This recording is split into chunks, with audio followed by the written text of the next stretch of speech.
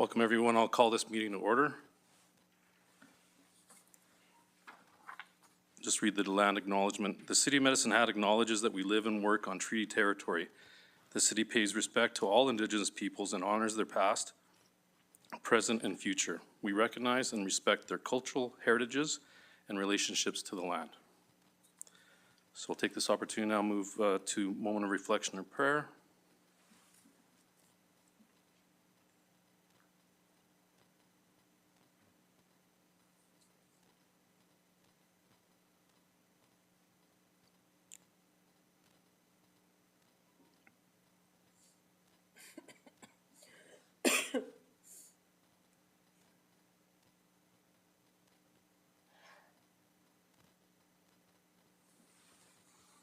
Thank you. Moving on to the adoption of the previous council minutes dated January 20th, 2025. Is there any errors or omissions? Hearing none, I'll adopt the minutes of the January 2025 as presented. Moving on to the item number 6, the adoption of the agenda. Is there any additions to the agenda at this point in time? Yes, Mr. Chair, I have a couple. So first, I move that council add item titled Appointments and Assessment Review Board to the agenda under New Business. And I'll second that. Okay. I guess we need to vote. I guess I'm just wondering if we want to do it all, and if anyone objects, we could do it omnibus all together. If someone objects and wants to have it separate, we can certainly do that. So let's just move forward with any other changes. Thank you. I move that council add the item Integrity Commissioner Appointment to the agenda under New Business. Is that all, Andy? Your additions? No, I just need a seconder for that Second. one as well. Okay. Thank you. That's what I said. I'd also like to add a notice of motion. I'm going to, under, I guess, 11.2 would be notice of motion. And last, Mr. Chair, I'm suggesting that if there's no objection, that we move 10.1, which is the Medicine Hat Exhibition and Stampede Board, ahead of New Business 9.1. See, there's a lot of representatives here, and they probably don't want to sit through some of this other new business, so I don't know if I need a second. I'll second that. Okay, thank you. Thank you. Anything else? So I'll just list in terms of what I have for item 9.5 will be considered under new business, the appointment of the Integrity Commissioner. We will label 9.6, the business arising from closed session.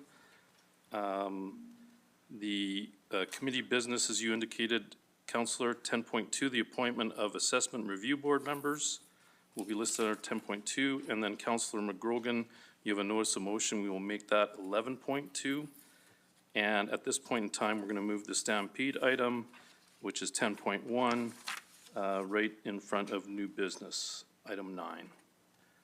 At this point in time, yes, it's keep that on your scorecard. It's all good on the scorecard. Any other agenda items to be changed? Okay. I will entertain a motion. I will second that, Councillor. Very good. As amended. So let's vote on the agenda as amended. You did good, though.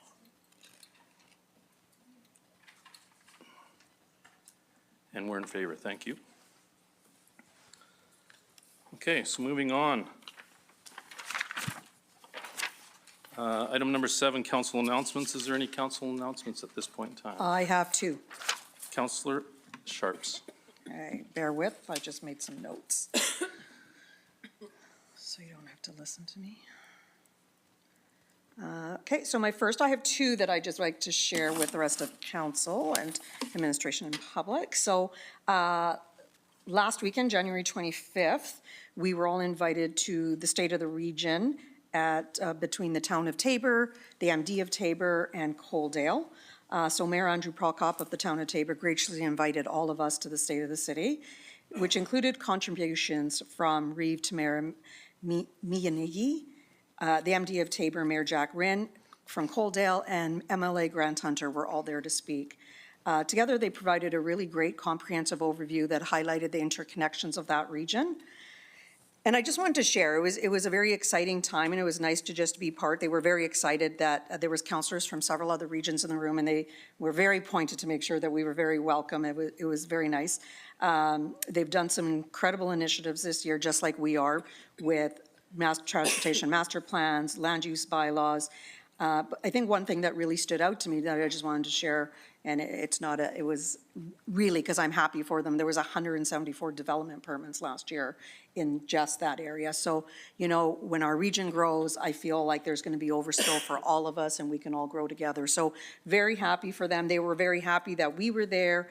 MLA Hunter was, as the MLA for the region, very pleased to always see Medicine Hat representing at the table and being part of the community. So I just wanted to share that. It was a great event. And then my last announcement is coming up.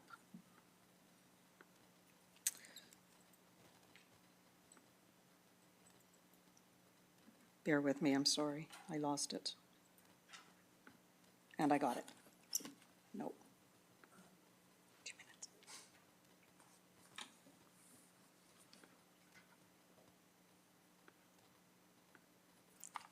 Perfect, thank you. Sorry about that.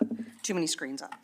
So a little off the normal cuff, but this last weekend I had the privilege of attending the Crescent Heights High School musical theater production of Shrek.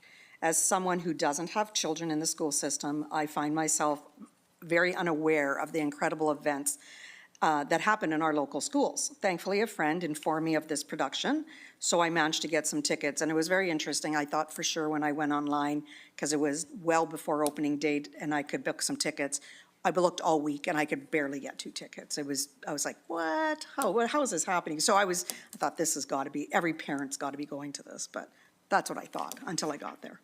So I was very fortunate to secure some tickets, and I will tell you, I was left in complete and utter shock and awe and by the level of talent displayed by the students in our school systems. The voices I heard on stage were truly exceptional, on par with some of the most talented performers, and I've gone to theater groups in both London and New York, and I can tell you I was just as impressed. I can assure you, truly not exaggerating. Their performance was mind-blowing, not only remarkable abilities, but also their general love for what they were doing. I do want to note that this was grades 7 through 12 working together. It was clear that the success of this production is a reflection of the dedication and passion of individuals like Jennifer Davies, who's the director and has taught at Crescent Heights High School for 25 years. These people are deeply committed to our fostering youth talent and supporting our community. While I was there, I had the pleasure of running into another community leader, Natasha Cavallo, who I had no idea had been volunteering there for 10 years in this exact same capacity. Natasha took the time to introduce me to some of the members of the team, but I want to make a special note. Curtis Perrin was the music director who was leading the band, and Jocelyn Walter, the vocal director. As a council member, I really truly get to attend a lot of community events, and you always hear people say what a great community we have, and sometimes I feel like they just say the words without really knowing that we really do have this amazing community. So witnessing the talent and enthusiasm of our youth at this event reaffirmed my belief in the incredible potential we have here in Medicine Hat. To anyone that claims there's nothing happening in our city, I can confidently say you're mistaken. We are fortunate to have an amazing group of engaged youth who are not only enriching our community, but also poised to help shape its future. So a huge shout out to Crescent Heights High School, the talented students who participate, and the dedicated parents and volunteers who make this production a success. It truly takes a village, and I'm grateful to be part of such a community. And just a big thank you for that Saturday night. But I want to leave one final note, and I always talk about the amazing restaurants. I love going out to, Calgary with some girlfriends, and we go out for dinner and do some things. And I forget sometimes, I go out lots here, but we went out to the north and we had a quick bite, and it was phenomenal. It was restaurant worthy for Calgary. The service was amazing. We have such good entertainment here, and I just want to make sure people sometimes remember that. So anyways, I just wanted to shout out to Crescent Heights High School because they really knocked it out of the park. So big thank you to the teachers around the table too, because sometimes I don't always appreciate a lot of times I don't appreciate what you do. So thank you. Thanks, Councillor Sharps. It's interesting. I was one of those volunteers with my son at Crescent Heights, and he was one of the participants in that theater as well. So, and it's absolutely amazing to me how the run goes through and how full the theater gets every night. So again, yeah, there's a lot of great talent in Medicine Hat, and it's great that we're doing some exposure of it. So thank you. So thank you for that. We'll move on to the consent agenda, which is item 8 on the agenda. So if there's anyone that would like to pull any items from the consent agenda, please. That would be me. I would love to pull 8.7 and 8.8. Okay, thank you, Councillor Sharps. Anyone else? Hearing none, so we'll entertain a motion for adopting the consent agenda as amended. I'll make that motion. Councillor Knodel, I'll second. thank you. Councillor Hyder, and we'll vote.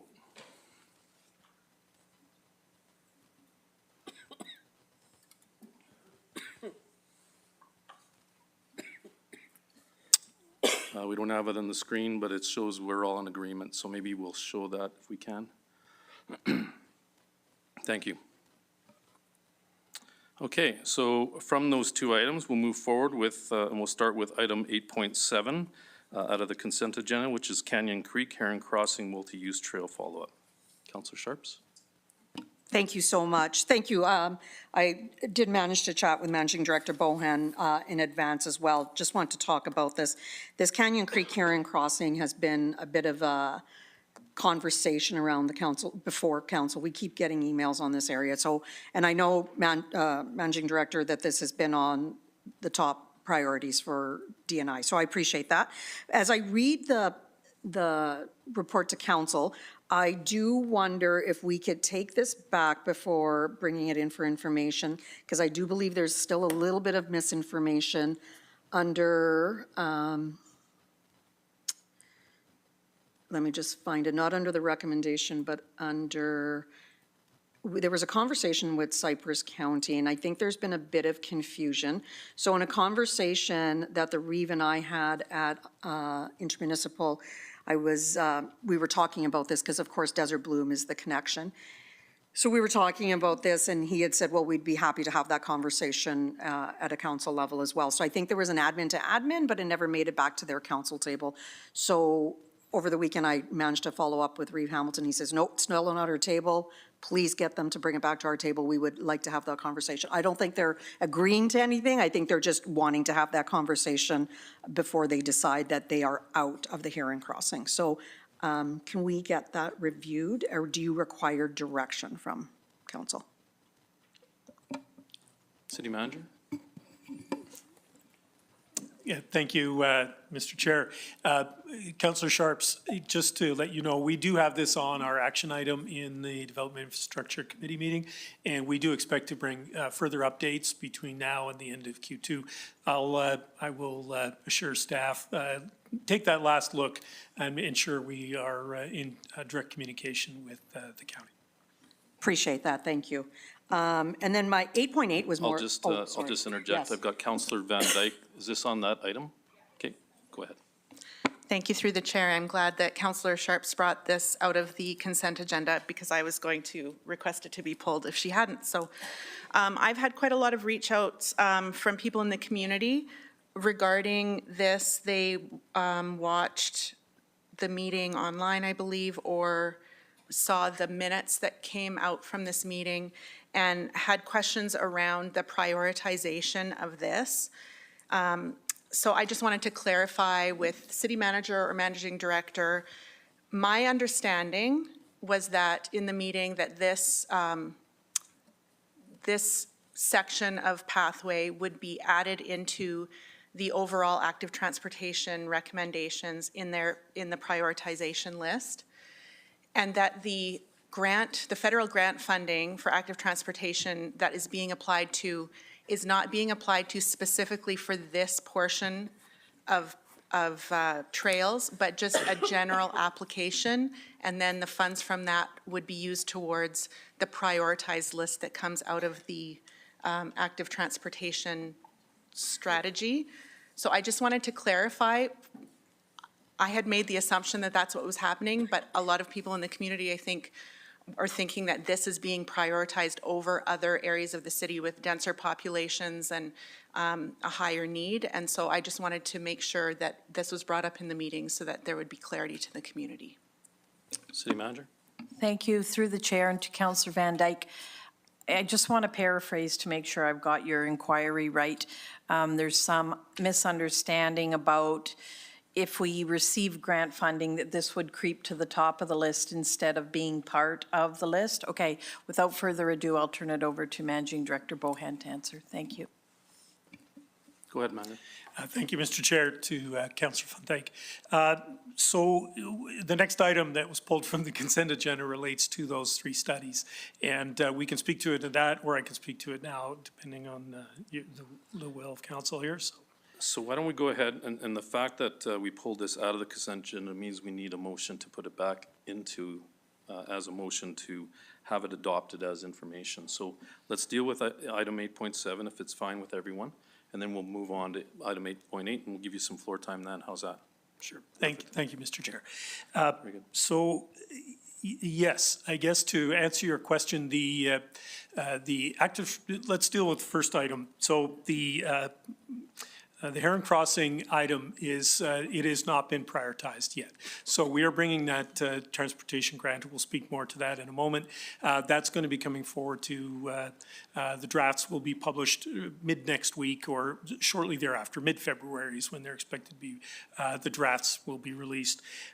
We do plan to apply for that the federal active transportation grant, and we do have identified 3 projects that may qualify for that. We are still going through that evaluation process. So we haven't prioritized any projects as yet, so that will be coming when those studies are completed and presented to public. Thank you very much. Very good. Thank you. Any other questions relative to this topic? Hearing none, so I'll take a motion to read it into the corporate record then. I'll make that motion. Okay, thank you, Councillor. I'll second Sharps. it. Seconded by Councillor Hyder, and we'll vote.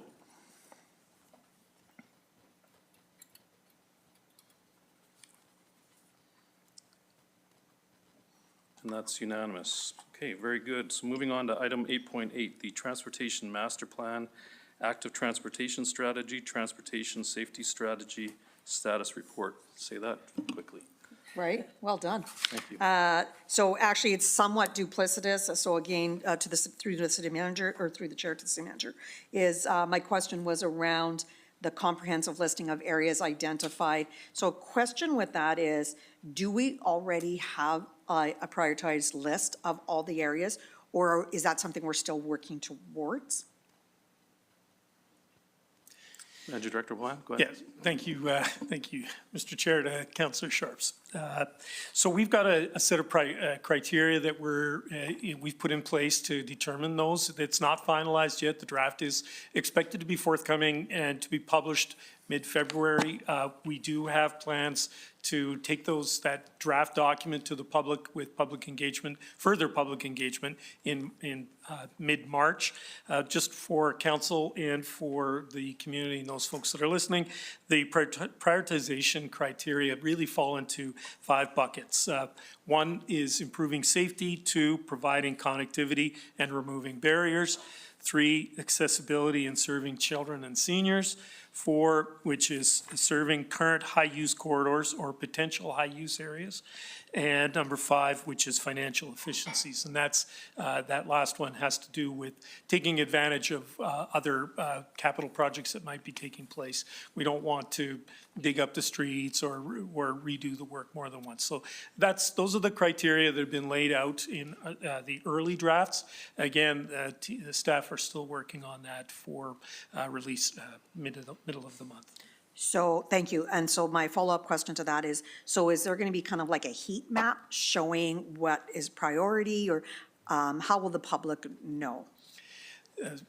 So, Mr. Chair and City Manager, to Councillor Sharps, I haven't seen the preliminary draft. It's still being developed by staff. So I can take that back and make a suggestion that maps be included if they aren't already in that draft copies. More to come by the middle of the month.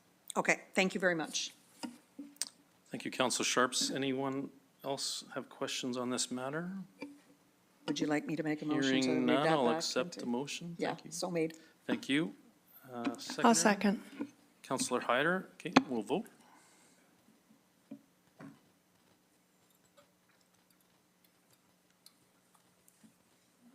And that's unanimous. Thank you. Okay, with the amended agenda, we're moving on to item 10.1, the Stampede Capital Funding Request. So am I passing this along to City Manager?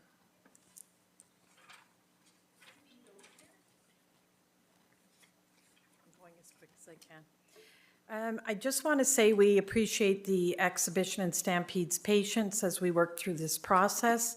And I'll turn it over to Managing Director Hutter to give an overview and highlights on his report. Thank you. Go ahead, Managing Director, you have the floor. Thank you, and through the chair, before I begin, I'd like to recognize and thank the teams in Finance, Fleet and Facilities, Corporate Strategy and Analysis, Medicine Hat Economic Development, and former Managing Director Brian Stealth for their assistance on this file. This file has been a team effort, and I appreciate everyone's time and dedication. I would also like to thank MHES Board, staff, and General Manager for working with the city and providing us with information when requested. The recommended motion is that council postpone any decision related to the Medicine Hat Exhibition and Stampede's request for capital funding until the province has made a decision on future funding for MHES following the province's sustainability assessment on provincial agricultural societies. At the regular meeting of City Council on October 3rd, 2023, MHES provided a detailed vision of an event center and grandstands and requested that the city consider funding 40% or $14.9 million and additional support through an interest-free loan for 20% of the total project cost, or $7.45 million, with the province contributing the remaining 40%. On November 6, 2023, City Council directed administration to take no further action on the request until additional supporting documentation was received from MHES. On November 4th, 2024, City Council received for information a report titled MHES Revitalization and Conference Center, which outlined the findings of research completed by Sericon Inc. I'll now provide a more detailed background on MHES's request, as well as the conditions and sequencing of administration's recommendation. In the event that administration deems the province's decision on future funding for ag societies to provide a sustainable outlook for MHES, it would be recommended that council direct administration to work with MHES to explore building options for the reconstruction of the North Grandstand, with the city contributing 50% of the project cost with a grant. The recommendation would be conditional upon the following. Number one, that the scope, design, and budget, including appropriate contingency of the project, be mutually determined and agreed to by the city and MHES. Number two, that a project charter be mutually developed by the city and MHES, including selection of a project manager with the responsibility of overall documentation, project and construction management, and budget. Number three, that the province of Alberta guarantees 40% funding for the project. Number four, that MHES and the city mutually agree upon a revised governance structure that provides for permanent city representation on MHES's board of directors. And finally, number five, that MHES engages in conversations for requests of support from regional municipal partners and/or private donations to source 10% of the total project costs. MHES has been an integral part of the Medicine Hat community in Southeast Alberta for over 135 years, when the first livestock exhibition was held, uniting urban and rural residents in a celebration of agriculture. Today, the Stampede is keeping true to its roots by bringing together people of all backgrounds throughout the year during a wide range of events held in the multiple facilities on the 90-acre grounds. In August of 2021, MHES officially announced the concept of an event center and revitalization and expansion of the existing grandstand area. The announcement triggered the following timeline. November 15th, 2021, MHES provided a presentation to council outlining the organization's history of activities and impact on the community, and a new 50-year lease agreement was approved by council. February 22, 2022, MHES presented a vision of an event center and grandstands to council in closed meeting. March 21, 2022, MHES returned to a closed council meeting to provide further information regarding its vision of an event center and grandstands to council. February 8th, 2023, city staff provided an analysis and review of MHES's concept and recommended that the city collaborate with MHES on other options that focus on replacement and/or repair of grandstands. October 3rd, 2023, at a regular meeting of City Council, MHES provided a detailed vision of an event center and grandstands. MHES requested that the city consider funding 40% or $14.9 million and additional support through an interest-free loan for 20% of the project, or about $7.5 million, with the province contributing the final 40%. The cost for this building plan has since increased. November 6, 2023, Council directed administration to take no further action on the request until documentation, or the Saracon report, was received from MHES. On July 30th, 2024, Saracon provided MHES with their final report, and on November 4th of 2024, MHES provided a presentation to Council outlining the findings of the Saracon report. And in December 16th of 2024, administration met with MHES to seek additional information regarding assumptions and clarity around details provided in the Saracon report. The utilization metrics of the grandstand facilities is somewhat unclear, which results in difficulty understanding the scope of the situation. Having accurate data like ticket sales and event attendance is crucial for understanding the real impact and potential for the grandstand facilities.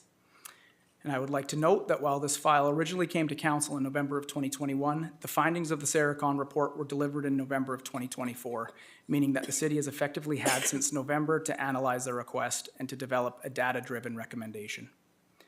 And at this point, I'd like to pause for questions if there are any. Thank you, Managing Director Hutter. Any questions at this point in time? Councillor Sharps? Thank you.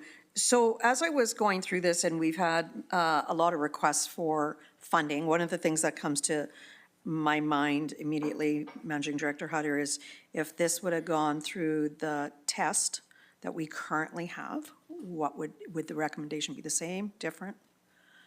Would be aligned? Well, and I don't know if that's putting you in a position, I don't know if you had a chance to even think of it that way, but. Sure. City Manager Bishop, go on. Through the chair, and just not to speak for Councillor Sharps, but through the task, just for the public who's listening, through the framework that we've created for the capital, is that correct? Yeah, thank you. Go ahead. Through the chair to Councillor Sharps, and of course the not-for-profit capital grant program. It's a difficult question. Number one, I don't have the program in front of me. And number two, that this request didn't come through that, we have a pretty rigid format for that, so it's difficult to envision with the applications being so different. But the first thing that comes to mind is within that program, there's a maximum of 33% grant funding. So with a request for 60, obviously, it's almost double what the maximum we would contribute through that grant program would be. So that would be the first thing that comes to mind. Throughout the grant, there's also some areas that speak to community need. In terms of the grandstands, I can certainly understand community need. The convention center becomes a little more gray, and we'd need to do some more, maybe some more research if it went through the grant program on that. Additionally, there's a section within the program that speaks to whether or not the project would go forward if there wasn't funds received from the city. And in this case, I'm assuming that it wouldn't, so that would affect the application in that regard.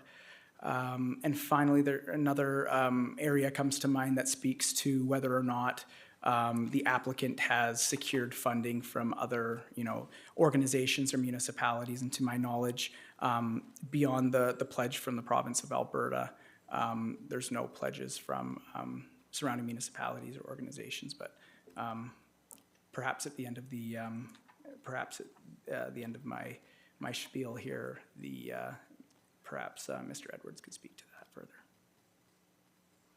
Councillor Canoto. Thank you, Councillor Hirsch. Through the chair to Managing Director Hutter, I'm curious about the timeline. I've got it open in front of me, but maybe you can speak to it a little bit in regards to the agricultural, environmental sustainability, in regards to the societies that host stampedes across the province. Do you know when that evaluation will be completed? That's my first question. Thank you. And through the chair to Councillor Knodel, from what we understand, this could be as soon as 2 weeks from now. We've heard mid-February, so the thought originally was that we would actually get a physical copy of this study, but what we've since learned is that that may not be public, but they likely intend on making an announcement on how those findings are going to shape their decisions moving forward. So we'll kind of find out, you know, what was in the report without actually getting a physical copy of the report. And like I said, hoping to see that certainly Q1 of 2025, but as early as mid-February. Can I continue with my questions? Yes, go ahead. Thank you, and through the chair. So I am a bit concerned about what comes first. If the province doesn't agree to funding, then we say we won't, and obviously I can't speak for council, but the city won't recommend committing to anything unless the province has, and then the province looks to the city to make a commitment. And I do understand that you're looking for more variables now. You're looking for more regional support. You're looking for more private support, and I appreciate that. Do you think that at any point you would bring forward a recommendation to support this project if there was maybe not necessarily provincial going first, but you saw the other variables? Would you be more inclined to move forward? Thank you. Through the chair to Councillor Knodel. Sorry, are you asking whether or not I put forward a recommendation, and regardless of the study or regardless of provincial support of the 40%? Through the chair, I apologize. So we'll pretend the study's over here. We'll ignore it for a second. But the study, yeah, I suppose the study's important, but I'm more concerned about like funding commitments. So if the province won't commit until we commit, what would be your threshold for saying this is a good idea to move forward with if the province isn't willing to go first? Thank you. Through the chair to Councillor Knodel, I think I understand the question. So, I mean, if we were to receive a letter from the province stating that, you know, if there's a motion from council to proceed, then that would be enough comfort for me. If they were to pledge, if we pledged first, if it was something like that, I see no issue there. From what I understand, the province is on board. They've funded 40% previously to Lethbridge and District Exhibition. So I'm not sure that that's necessarily a significant concern. I mean, if it comes out that 40% funding isn't available, then obviously that's a significant issue. But whether they commit first or we commit first, as long as there's that 40% commitment, I don't think it really matters what sequence it's in. Thank you. Appreciate that greatly. Is it an appropriate time to make a comment, or should I wait? Well, I think the only thing that we're looking for right now is a motion in terms of what was presented. Why don't we go around and listen, and then you can certainly, if you want to contribute to that, you certainly Sure. can. Thank you.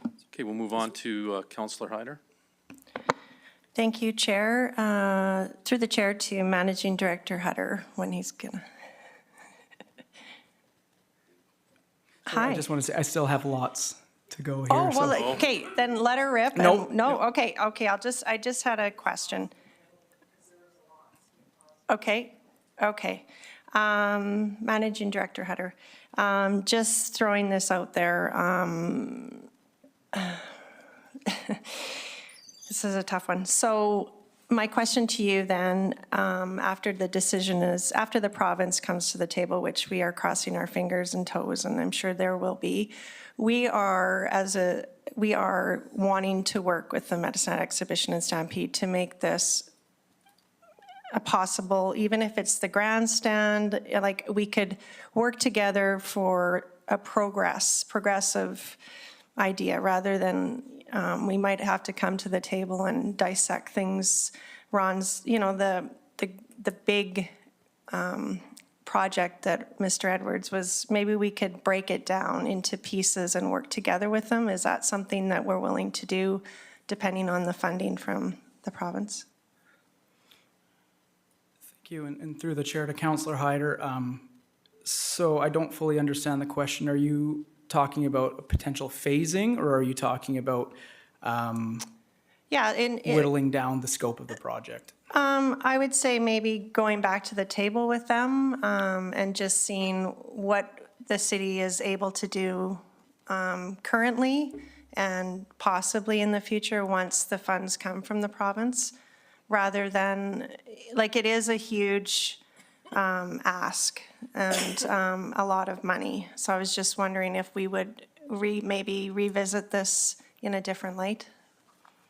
I think, and through the chair to Councillor Hyder, so I think that condition number 1 of the recommendation speaks to that. So that would be that the scope, design, and budget, including appropriate contingency of the project, be mutually determined and agreed to by the city and MHES. So in that capacity, we would have an internal project management team that would work with the Stampede to, to find some common ground. Councillor McGrogan. Thank you. Through the chair to Managing Director Hutter, and this might be something that may come to the end, but I'm just curious about the province's sustainability assessment on provincial and agriculture societies. So we're waiting for a study that we probably won't even possess. And I don't know what, and maybe Mr. Edwards or somebody from the Stampede Board could tell us, what difference is it going to make if I guess we don't get the study, number 1? And I don't know what its impact would be on a decision about whether we need to help with the grandstand or not, and whatever else is going on. So I'm just wondering why it's connected to this decision-making process. Sure. Thank you, and through the chair to Councillor McGrogan. Frankly, I think that's a very important piece.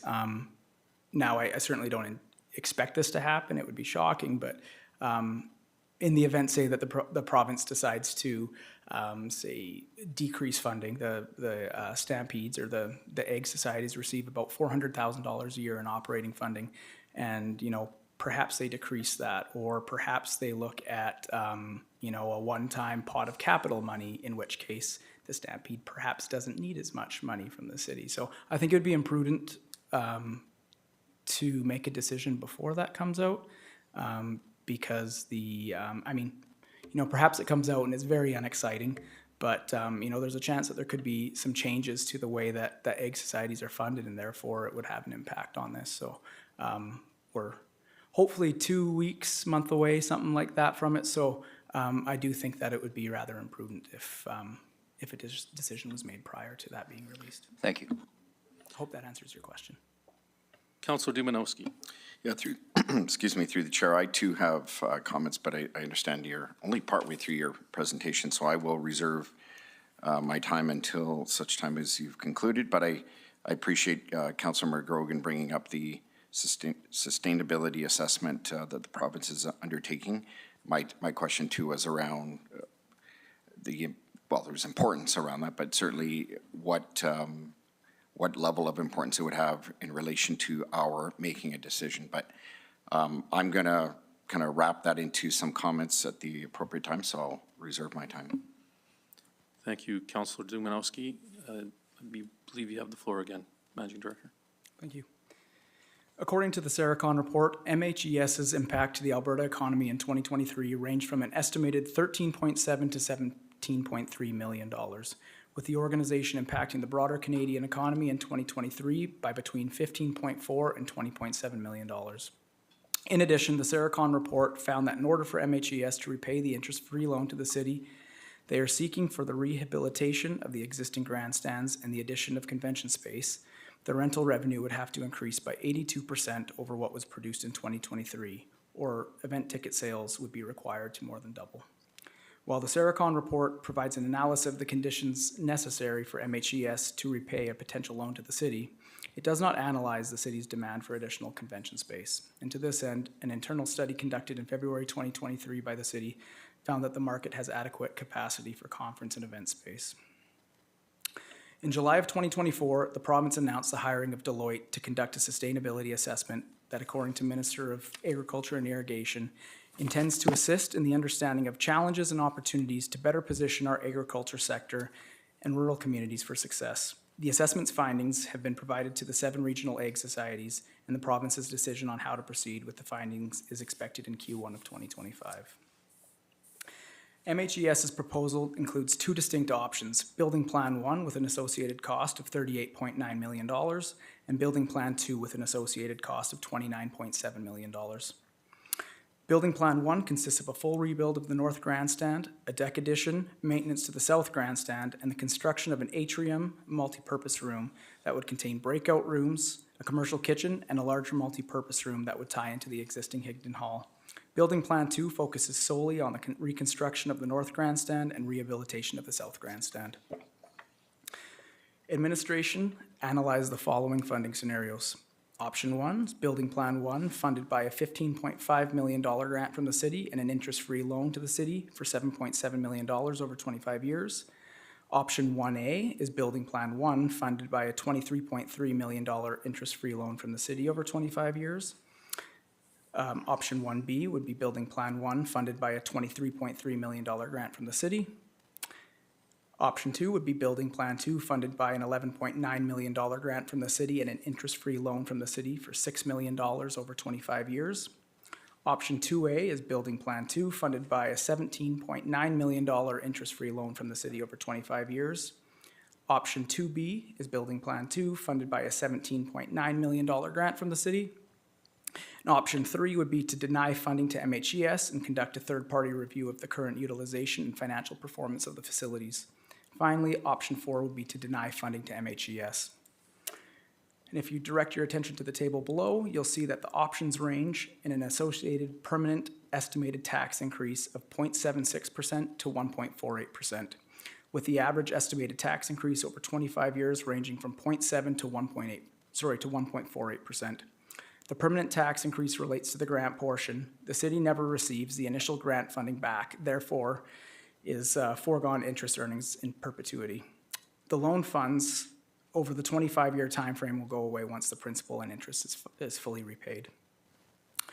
An analysis of MHES's financials shows losses from 2018 to 2022 with a surplus in 2023.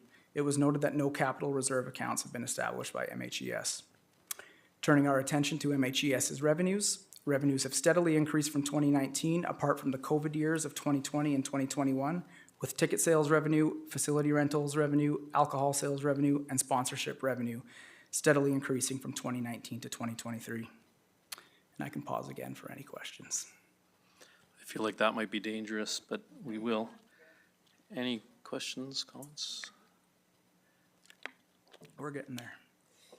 From a legal perspective, contravention of City of Medicine Hat Policy 0171 loans and loan guarantees would occur if a loan was provided to a borrower without a level of certainty that the borrower can repay the loan. As per Section 265(1) of the MGA, a municipality may only lend money to a nonprofit organization if the loan is authorized by bylaw.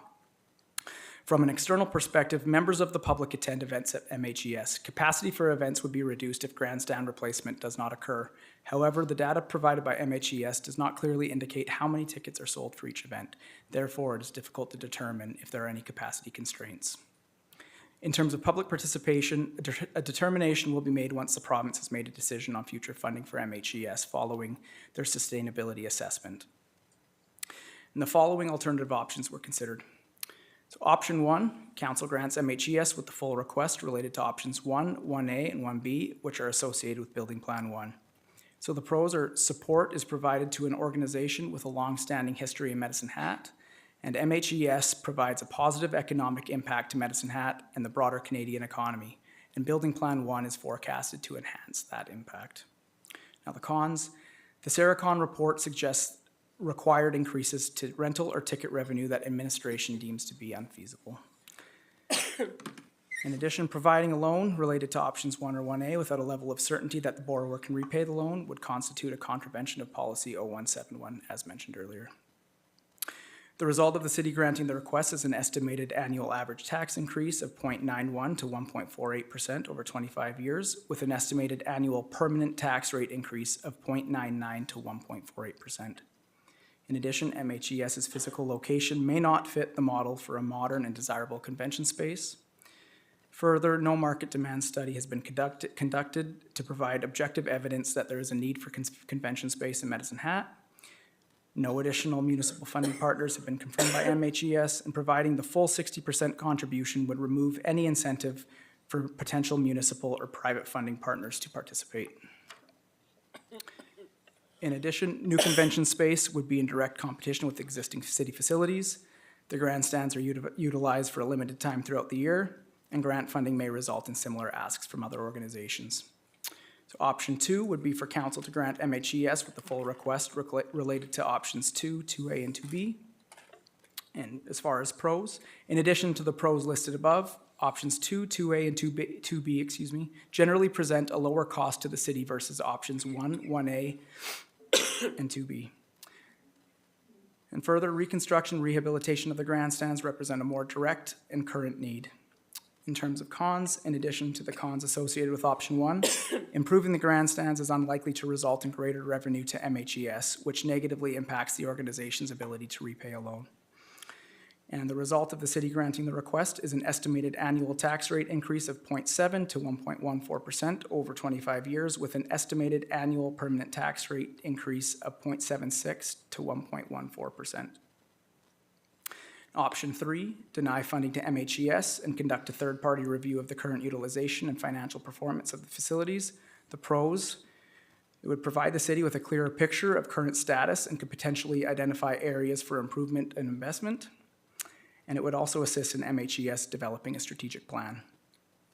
In terms of cons, with the current state of the North Grandstand, there is the possibility of the city being forced to become involved at a later date, at which time 40% funding may not be available from the province. Furthermore, it would limit MHES's economic impact and ability to generate revenue. Option 4 would be to deny funding to MHES. The pros, or the sole pro, would represent the lowest impact to the taxpayer, and cons would be the same as for option 3. So finally, in terms of an implementation plan, in the event the recommendation is approved by council, administration would analyze the province's decision on future funding for ag societies, and if deemed to provide a sustainable outlook on the future of MHES, an internal special projects team would be determined. The internal special projects team would work collaboratively with MHES to develop a project charter, which would include project scope, budget, deliverables, timeline, and the selection of a project manager with the responsibility of overall documentation, budget, and project and construction management. In addition, the internal special projects team would work with MHES to determine appropriate reserve account budgets for MHES to establish for maintenance and future replacement of capital infrastructure. Once MHES has sourced 10% of the total project cost, including appropriate contingency as mutually determined and agreed to, administration would return to council seeking approval for funding for the project in the form of a grant funding 50% of the project cost on the condition of a provincial commitment to fund the remaining 40%.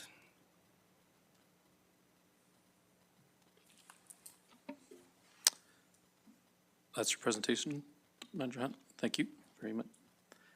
Any other questions? Thank you for that. Appreciate our patience as you were able to get this done. So, any questions, comments? Well, we've got a couple of questions yet. So, Councillor Dumanowski, or I was going to make comments, so do we have to get the motion? so That's what. is that the case then? So let's put the motion on the floor then. I'll entertain that motion, then we can have comments. I move that council postpones any decision related to the Medicine Hat Exhibition and Stampede requests for capital funding until the province has made a decision on future funding for MHES following the province's sustainability assessment on provincial agricultural societies. Do I have a seconder? I'll second that. Thank you, Councillor Van Dyke. Okay, we'll go ahead and, do we want to vote, or do you? Sorry, I've got some comments, that's fine. So Councillor Dumanowski, go ahead. Yeah, thank you through the chair. Thank you, Managing Director Hutter, for the long, detailed summary that's in our report. And Appreciate that, and appreciate that we have a number of the Stampede Board and Executive in the audience today as well. And my only, other than, obviously, we're waiting for the province's sustainability assessment report. I have to say that there's a growing frustration, certainly on my behalf, with what seems to me is yet another delay. And I say that intentionally with some emotion because that is the truth of the matter. Not on your shoulders, Mr. Hutter, but certainly we've been grappling with this decision for some time, and the only thing I'm heartened to hear is that the report is here very soon.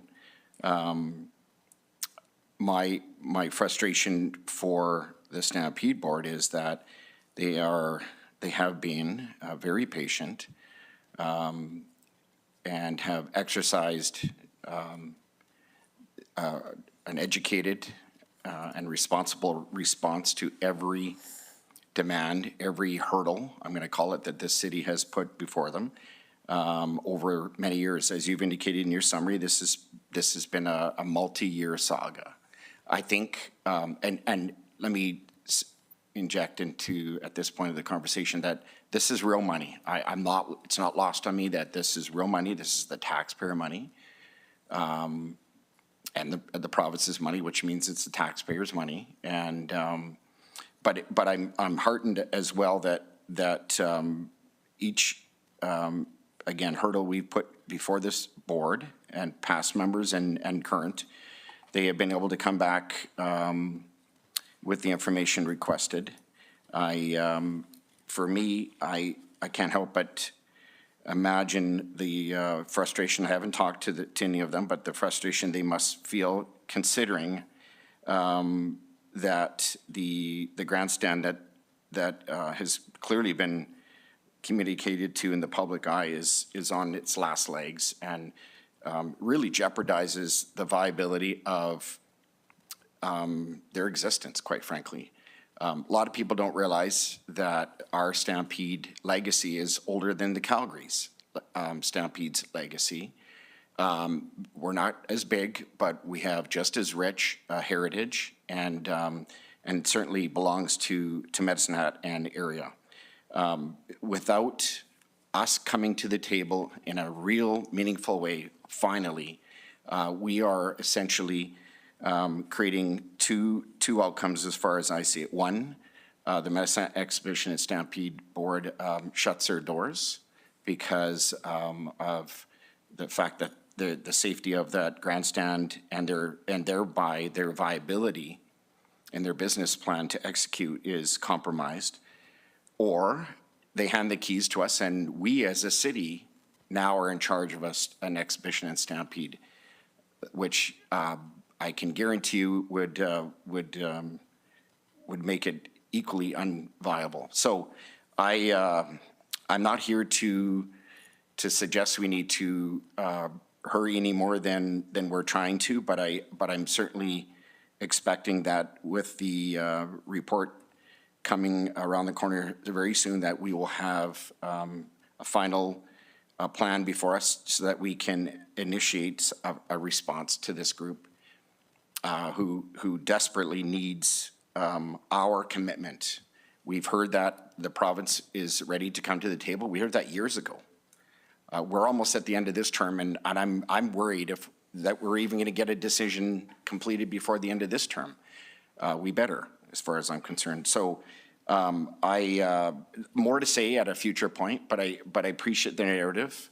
All it did for me is increase my frustration, quite frankly, with the fact that we have been kicking this can down the road over and over and over. So my commitment, not anyone else around the table, I speak for myself, is that I'm going to put the appropriate pressure, and I do it publicly, to finally get a decision made for this group and for the rich heritage of this organization and the history that belongs to it and the citizens of Medicine Hat.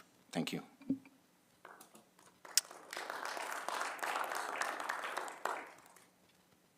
Counselor Van Dyke. Oh, I'm sorry, Counselor Canoto. I apologize. Thank you, Councillor Hirsch, and through the chair. So this is an issue that I feel similarly to Councillor Dumanowski, that I have an increased, I want to say anxiety about, or an increased stress response about, because of the length of time that we've been discussing it. We all are observing in real time expenses going up every year, and possibly unreasonable spikes in recent news. I have sincere concerns about the financial management of this organization and lack of data that we've been provided, and I do have, you know, I can hold space for that concern while also seeing the rich history and the longevity and the human heart behind this organization. There's a lot of passion and a lot of hardworking people that just want to see the organization flourish and want to serve our community. I'm at the point where I'm ready to support the Stampede Board. I am, regardless of risks. I think I want to see, we as a community need to see a success story. We're at the point where it's about time. So I'm hopeful that we have the news that we need to hear in order to translate into good news after this report comes through, and hopefully sooner than later. And I sound a bit like an echo chamber to Councillor Dumanowski, but I feel identical to him in many ways. So I'm looking forward to more information, and I'm hopeful to see a future where we can meet the needs of reciprocity with what our organization needs to feel confident in supporting the Stampede. And like Councillor Dumanowski has stated, the Stampede Board has been very reciprocal in meeting the needs of our requests. So I'm hopeful that they set goals to become a bit more detail-oriented about financial details and other data tracking, because I think that will serve them better in the future in regards to their requests. But otherwise, I'm ready to vote yes. So, thank you. Thank you, Counselor. Counselor Van Dyke. Thank you, through the chair. First, I want to thank Managing Director Hutter for his work on this report, and everyone who did the work on this report. It gave me information that I think is important for the community to be aware of, specifically the increase in property tax rates that will go towards funding, an ongoing funding of a project of this size. So I think that it's wise to wait to get the report from the province. I think it will have a material impact on the decision. Even if we don't have the report in hand, I think there will be indicators to let us know which direction the province and the consultants see our ag societies going. I support the motion that is on the table, which is to wait, because I think that it would be poor stewardship of the public purse to commit to funding of this magnitude without having all of the relevant information before us. I know it has been a long road, but it's a lot of money. And so I want to make sure that when making a decision, I have all of the relevant information. And I think that if the province saw fit to do a third-party review of the ag societies, that is a significant indicator to us that we need to be paying attention to that as well. So I will support the motion as it stands. Thank you. Thank you, Councillor Van Dyke. Councillor Sharps. Thank you very much. I had a couple questions, Managing Director Hutter, if you don't mind, on some clarity. So just so it's out in the public, 50% grant, 40% province, and 10% Stampede Board is the current summary, the way it's it. And has the Stampede Board come up with their 10%? Thank you, and through the chair to Councillor Sharps. Not that I'm aware of, but to be fair, I think maybe we can direct that question to Mr. Edwards or. I can ask it in a minute. It's not Sure. primary, but I got a few more questions. And is there a reason the city would recommend 50% grant versus a split between loan and grant. I noticed 1A was a variation where it's tax-free loan versus grant.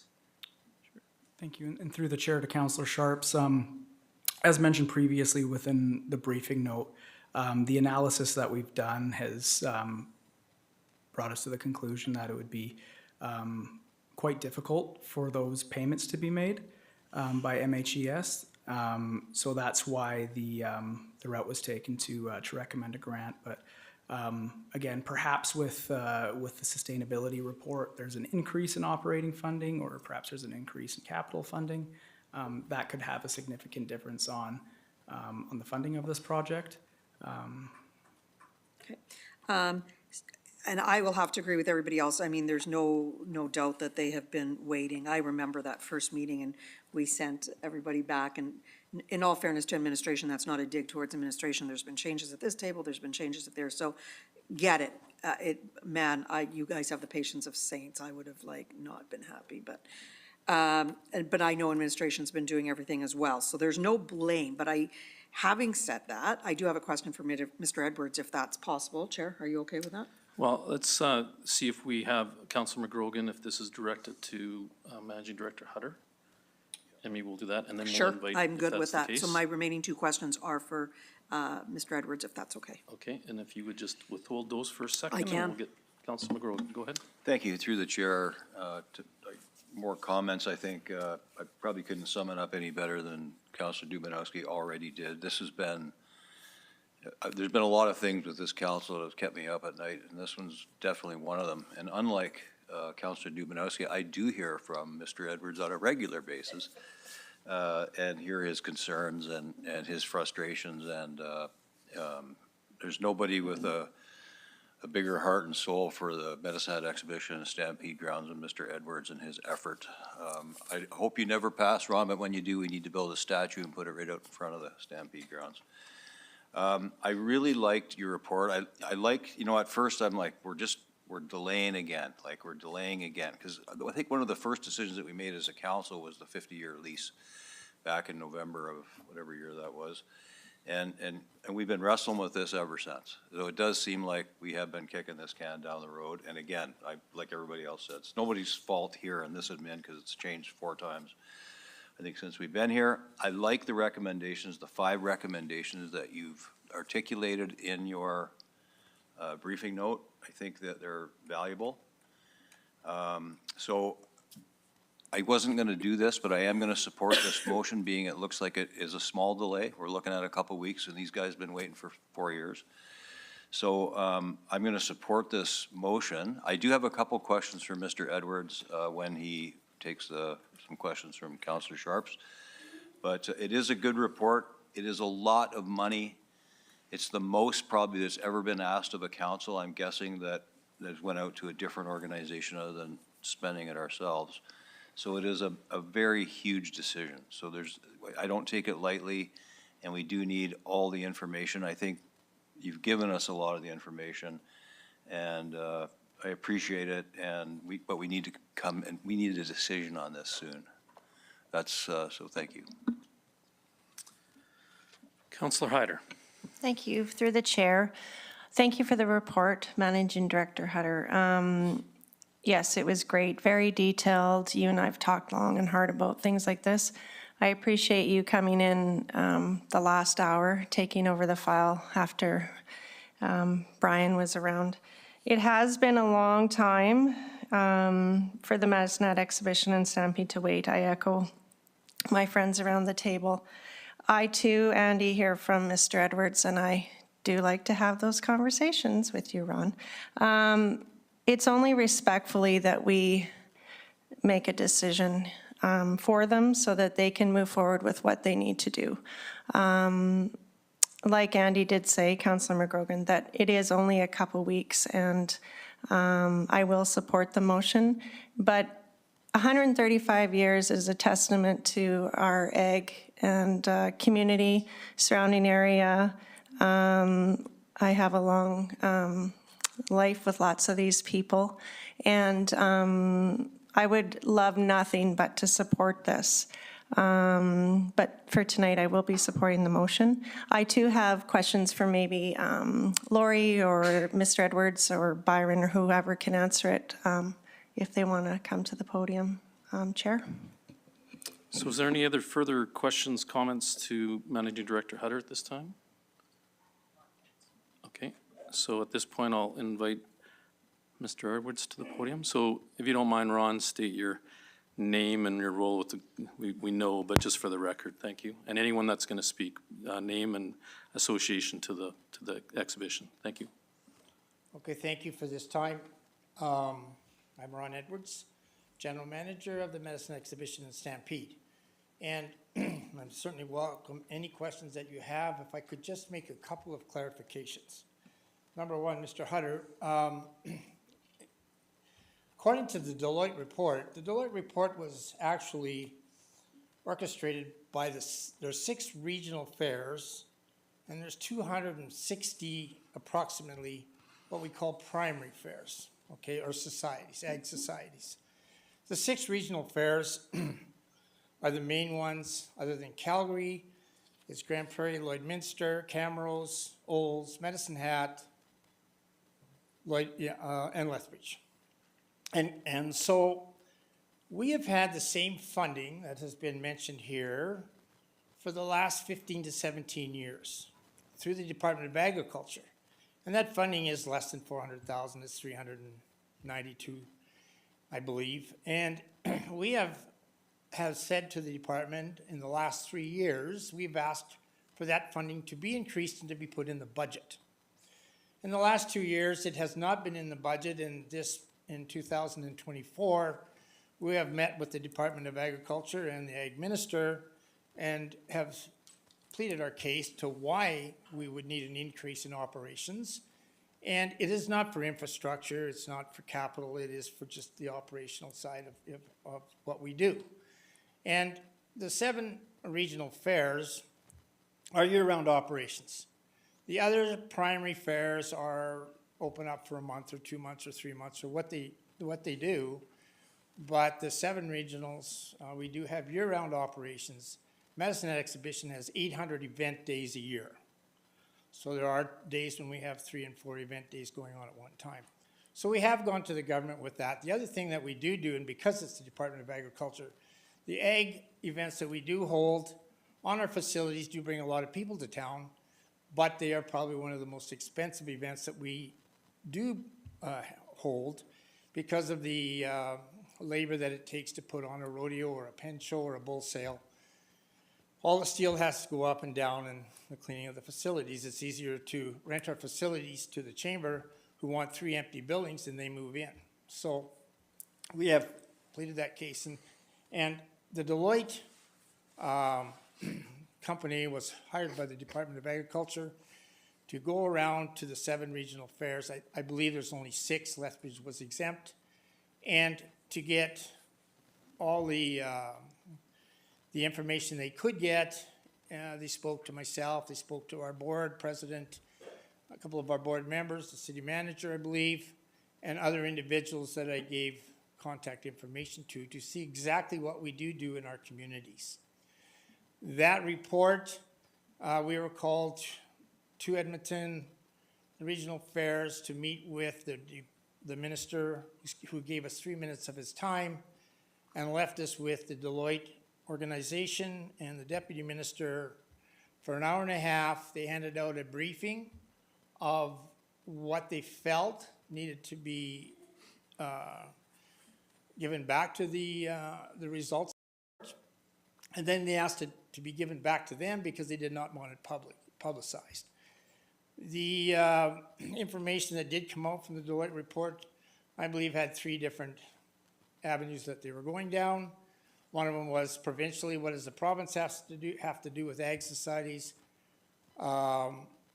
What does the municipalities have to do or invest in ag societies, and ag societies themselves, in what areas do they need to clean up? Things like governance, board governance, maybe management, depending on the ag society that they were dealing with. I guess you have more information than I do because We met today, the 6 regional fairs on a Zoom call, and we do not know when that information is going to be passed on to us. We're thinking more like March or April after the budget comes out. And so if it's 2 weeks, I would like to know that myself. So so that would be on the Deloitte report. The other thing I would just like to clarify, we talk about conference center. I hear that word conference center. We don't plan to be the BMO center of Calgary. We don't plan to even be the conference center or the center that Lethbridge built.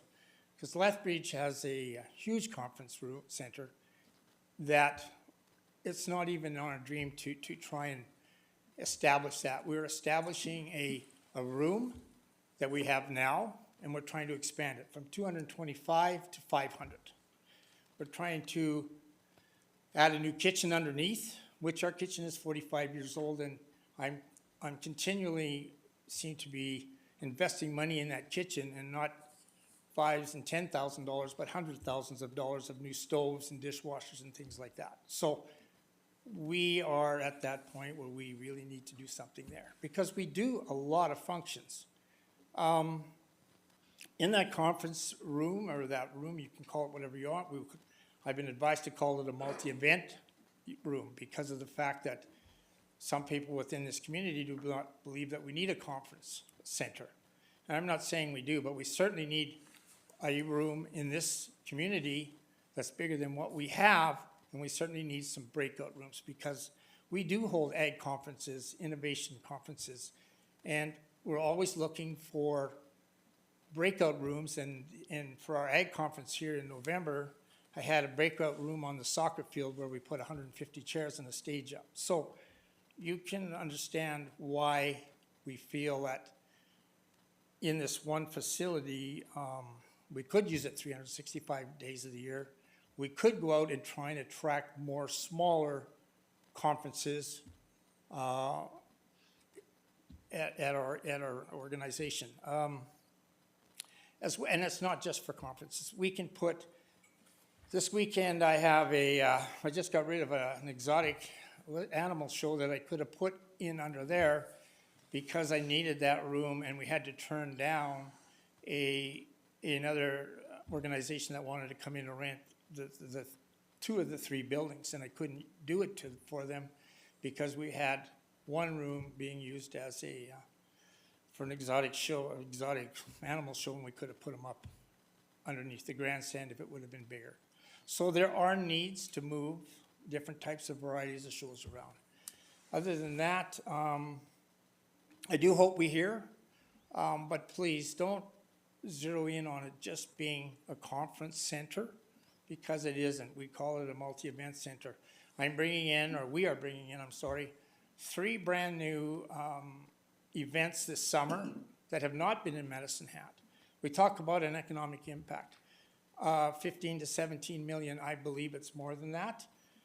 I don't have the data to prove that, but this year alone, in July and August, we have 3 brand new events that will bring tourists from out of the city into the city to, and you know, for us, my whole goal is to bring them back, not this year, but next year. So we have to do a good job of what we do.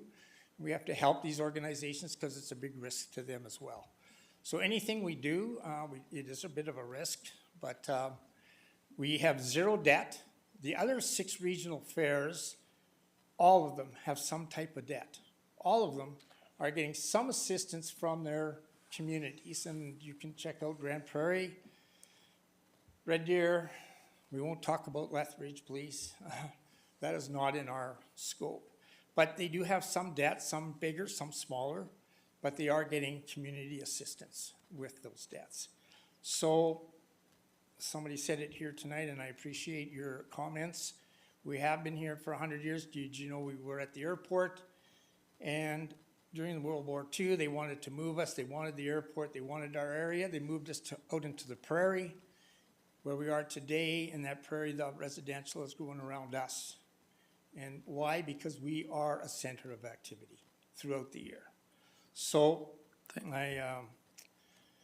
Yes, our patience. I can remember being very nervous coming to my first presentation to council about 4 years ago. I've been 4 or 5 times. I've been through 3 city managers.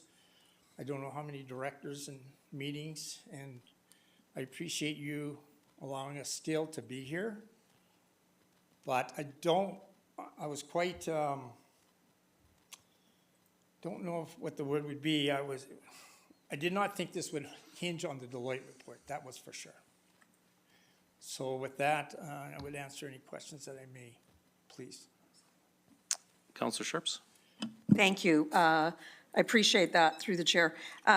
So I have not gone and said my piece about how I feel about the Stampede, but I feel like you probably need to hear it because otherwise you don't think we're in support. I feel that around the table right now. So I am very much in support of the Stampede as an organization, but as my role as a counselor, I'm going to ask some questions that'll get to that decision whether I'm going to agree to funding or not. I can't think from an emotional point of view.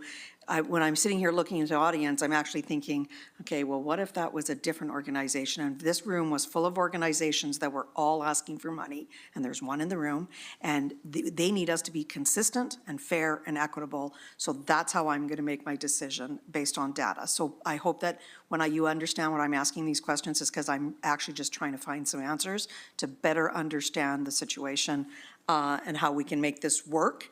I unfortunately just can't look at the emotions of it all, even though I know ultimately we will all make the best decisions for our community. So having said that, I do appreciate that other communities probably give some money, but I mean, we also give a fairly substantive in-kind donation on the land. Is that not considered by the Stampede? I mean, that's probably the Absolutely it nicest is, piece of and we land in know town. that. You've talked to us about that, especially Alderman Hirsch has, and I know the tax base that you're giving up. But I guess my comeback would be that we bring an economic impact into this community. And what other nonprofit organization brings such a large economic impact back into the community? Thank you. Yeah, sorry. Yeah, I don't know what Councillor Hirsch said. I'm only asking for myself. So when the community that watched this, maybe the first year isn't the same community that watched the second year, third year, or fourth year. So some of my questions are so that everybody's on the same page. So back in our first year, a 50-year lease at probably the nicest property in Medicine Hat, I was more than happy to sign that lease, but it is very much a donation in kind. So when you say things like, well, other communities donate, I just want to make sure that our community knows we do too, just maybe not as much as you would like us to at this point. Mr. Edwards, I went back and I looked at the very first meeting and I kept some of my notes and some of my questions are still the same and they still haven't been answered. So with all due respect, Managing Hunter, I'm going to ask the question again for this time to Mr. Edwards has the Stampede been able to come up with their 10% of that 50-40-10 split? Okay, well, first of all, I thought it was at 20%. We have not been asked to come up with this money today, and so I'm going to answer no to that question. But it's still a revolving door. Every time we do go out and we ask the community, would you like to invest in our multi-event center and grandstand? They'll say, well, what's the province doing? Well, the province is in for 40%. Well, what's the city doing? We're not sure. So is everybody's donation hindering on the city? I'm sorry? Is everyone's donation hindering on the city's commitment? I'm not going to say everybody, no. Okay. But can I give you an example? So in this facility, we'll use a fundraiser like what we would call a brand wall. And we would go out to ranchers in the rural district with names that have been around for quite a historic time and ask them for a donation to put their brand on that wall. Well, how do you know that wall is going to be built? How do you know that if I give you the money today, do I have to return it back in 2 years because we didn't get the funding? So it's very difficult for us to go out. We are trying to raise money. We have 50-50s, we have silent auctions, we have all sorts of type of small fundraisers, but that's not what it's going to take to get there. It's going to take some bigger ones. And we do know what we need to do there, but we need some kind of an assurance that the city is going to be involved as a partner. I will hold my last one just in case. Thanks. Councilor McGrogan? Thank you. Just the question that I had, Mr. Edwards, relates to the report, and it's the Saracon report that, piece that Mr. Hutter has put in here, and it says basically that you've had this report, I guess, since July, and it says that they doubt that you could come up with the 82% increase in revenue. I'm just wondering if you as a board or as a group, if you've gotten together to look at, strategically how you would, I guess, make up that 82% increase. Has there been any discussion since the Saracon report came out? Or what are your thoughts about that particular statement? Is it accurate in your view, or does it represent the reality of the situation? Well, 82% isn't a lot of money is an increase, and I'm not going to doubt what they've come up with. All I can tell you is that part of that was a $300,000, I think, payment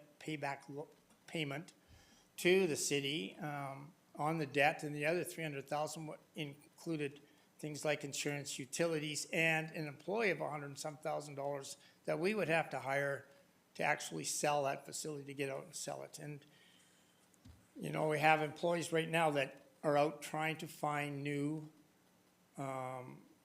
events that we invest in, myself being one. So 83% is a lot, or 85% is a lot. I'm not doubting that. How we get it, I guess I can only go back on saying we've been financially responsible for 50 or 80 or 100 years. So if we take on that debt, I guess we'll have to make sure that we pay it back. Thank you. Just the last question that I really had was the 5 recommendations that are in the report. I know you haven't had this in front of you for long, but did you review those 5, the recommendations that were put forward by administration, and do any of them cause you any concern? Well, I have not seen them. You're correct. I was listening tonight with Okay. a lot of data, a lot of numbers. I almost need analysis to help me through it. But Yeah, that fair being- enough. I'm sorry? Fair enough. I Yeah, but know that that being you hadn't said, seen this report There's really until this two morning. main ones there. First of all, we would definitely look forward to having participation by the city on the development of that particular project, number one. Number two, though, if you build just the grandstand, it eliminates 300 days of us to generate revenue. If you build it all, it allows us 365 days to generate revenue. Can I think that, so the recommendations were really around the scope, design, and budget of the project be mutually determined and agreed by the city and the MHES. And the second one was that a project charter be mutually developed between the city and the Exhibition and Stampede Board, including selection of project manager with the responsibility of overall documentation, project construction. So, and the next one, of course, is that the province agrees to their 40%, that the city and your board agree upon a revised governance structure that provides for permanent city representation. And the fifth one is that the board engages in conversations for requests of support from regional municipal partners and private donations to a source 10%. So there are the 5 that I'm talking about. I know there's lots of, different, so these 5 recommendations, you're going to have a new dance partner. It's called the city, and I'm just wondering what you're thinking of that. Well, I guess I'd like your view on that. To be fair, we had a dance partner 25 years ago when we built the field house. The city was our partner. The city ran it. We maintained it. And it was a great partnership. I have no problems with partnerships, and I don't believe the board would, going on into the future. And it would only be understandable that the city would be part of it, as long as they understand that we know our business and we know how to operate a regional fair. I believe we've done a very, very good job in the past, and we would look forward to having the city on there as a observer, as an organization that has suggestions. We're not asking to do it alone. We're just asking we need it to move forward in the future. And we cannot strategically plan if we don't have it. Thank you. Any other questions? I'll just take the opportunity, I haven't really spoke to this yet. It has been a journey for sure. I do want to recognize, though, that this is a major capital add, and it doesn't matter if it's city-owned or a nonprofit owns it. It's a significant amount of money. I do reflect, I was around when the event center was first thought about, and that was a go-round like anything else as well in terms of the need, et cetera. And it did take some time, and we got there. The challenge as I see it, and you know, GM, Mr. Edwards, you indicated about my comment relative to the rent and lieu, et cetera. I just want to put out there that it isn't about the Stampede as well because of the rich heritage. I get all that. I know absolutely almost all of you up there. I think that the challenge that I run into is just the demonstration of need. How do we get there, the whole path, that not only protects the city Medicine Hat in terms of making wise decisions that are backed by you know, information that's been presented, but it also protects the Medicine Hat exhibition and Stampede to demonstrate to the public that that is something that is worthy of the dollars as well. So, you know, over the years, Ron, you and I have talked about passion, and I mean, everyone that I know on the board has immense amount of passion. Congratulations, Madam President. We've got a new president here.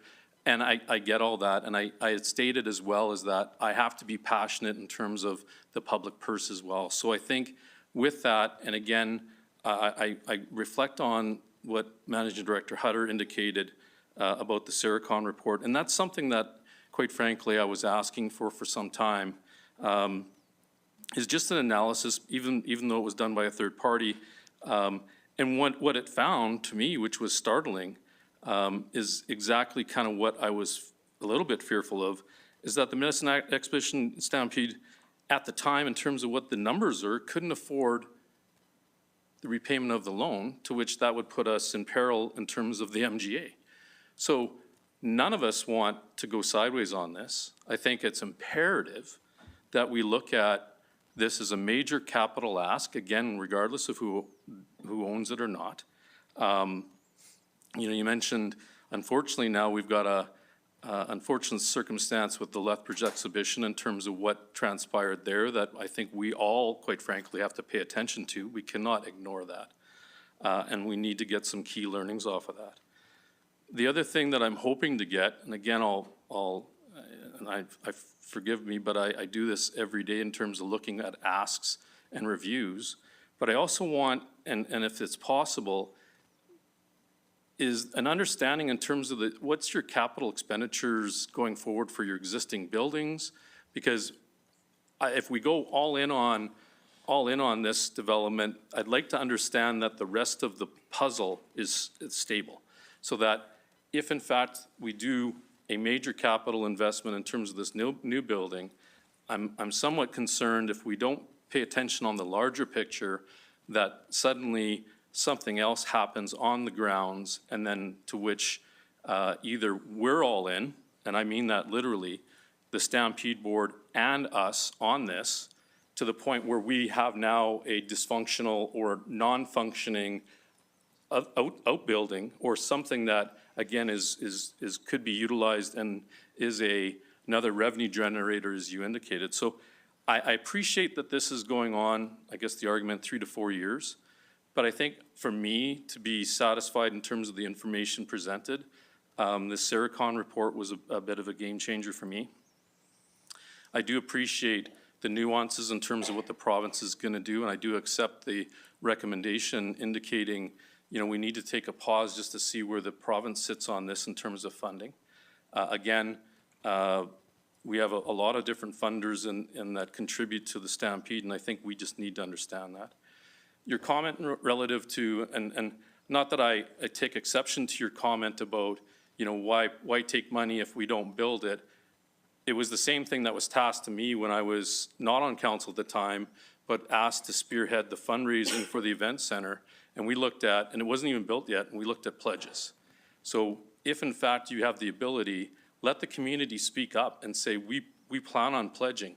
And that's a no holds commitment, but what it does, it shows the level of support that the community has in addition to the city, in addition to the province, and in addition to the Medicine Hat Exhibition Stampede. So just something to consider, either friends of the Stampede or what, like we had friends of the event center, something to that effect that shows that we can have some support. So again, collectively, we can go to the supporters of the Stampede, citizens of Medicine Hat, and saying, we are making the right decision here and here's why. And that's ultimately what I'm gunning for, and I'm hoping and I'm thinking when I'm hearing from you that it's exact same thing. So with that, I appreciate that, and I'll move forward to City Manager Mitchell. Go ahead. If, Alderman Hirsch, if I could just comment on that. Yes, most of us have a lot of passion for the organization. We've been there a long time. I'm also a business person. I've lived here all my life. I've seen the city and what they've invested in. Arenas, arts centers. And those are for the public and they're for the citizens. And I look at this as one more thing that possibly the city has a partnership in, that we have been stoic in our financial management, and the past managers have been great to manage our organization. We all have passion, but we know the bottom line is we better have the money to pay our bills every year. And I think we've done that. I think we've proven that. Moving forward, it's becoming more of a challenge. There's no doubt about that.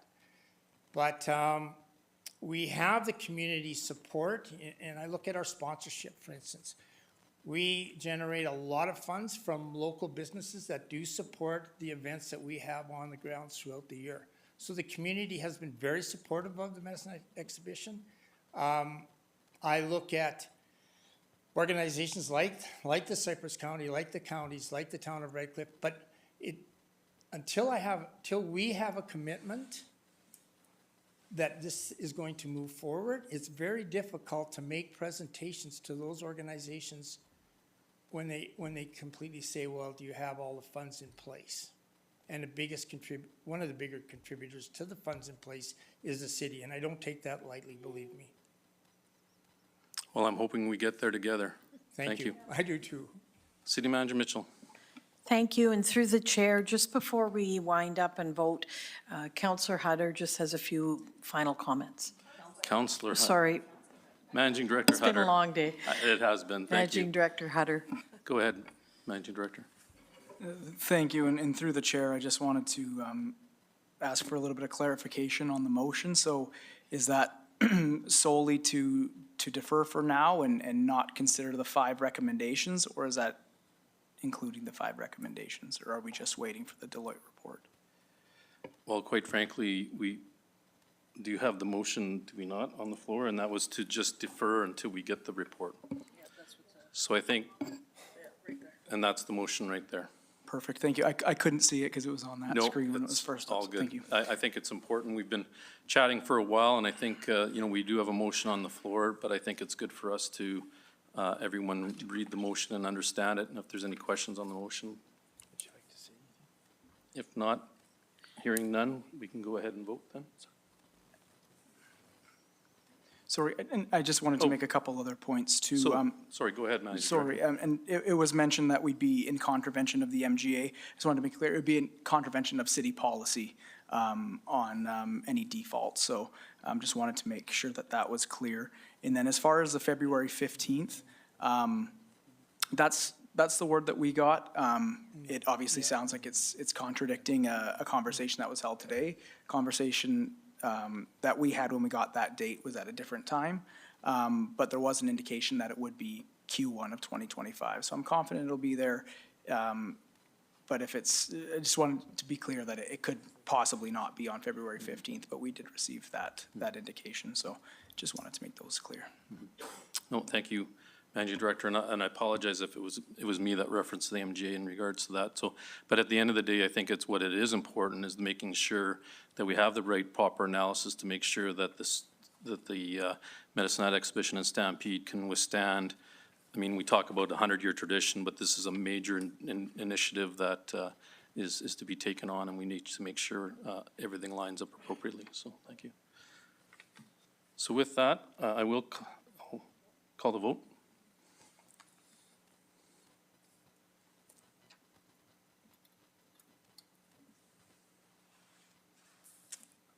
And that passes.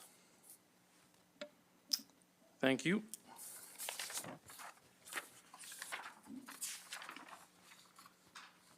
Moving on, so this was the item that was moved forward from 10.1, so we're now going back to the agenda, which is agenda item number 9 under new business, so it's 9.1, Resilient and Inclusive Community Task Force, Terms of Reference. City Manager Mitchell. Good evening. If you remember, back in October, council got together, refocused and reprioritized our strategic plan. This is one of the 4 pillars of our reprioritized, or your reprioritized strategic plan. I just want to make sure that there was some conversation about this, and because we're going to be moving forward with the different nonprofits and all the different community groups, that the City of Medicine Hat wants to work collaboratively and shepherd this through. These terms of reference are simply a starting point. We are not trying to be the dictators. We are trying to work collaboratively. So Director Prosecco is available, and she's online if you have any questions about these, and she has developed these specifically with council's strategic priority in mind. So I'll turn it over. Thank you. Very good, thank you.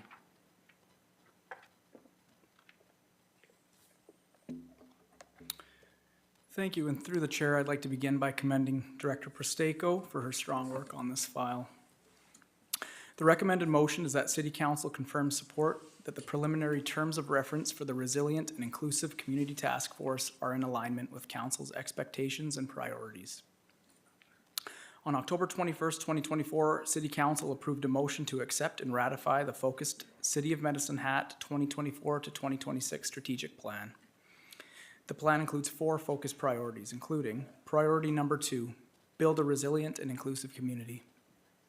On November 18th, 2024, City Council received and approved strategic plans and actions put forward by administration to achieve the 4 focused council strategic priorities, which is included within the package as attachment number 2.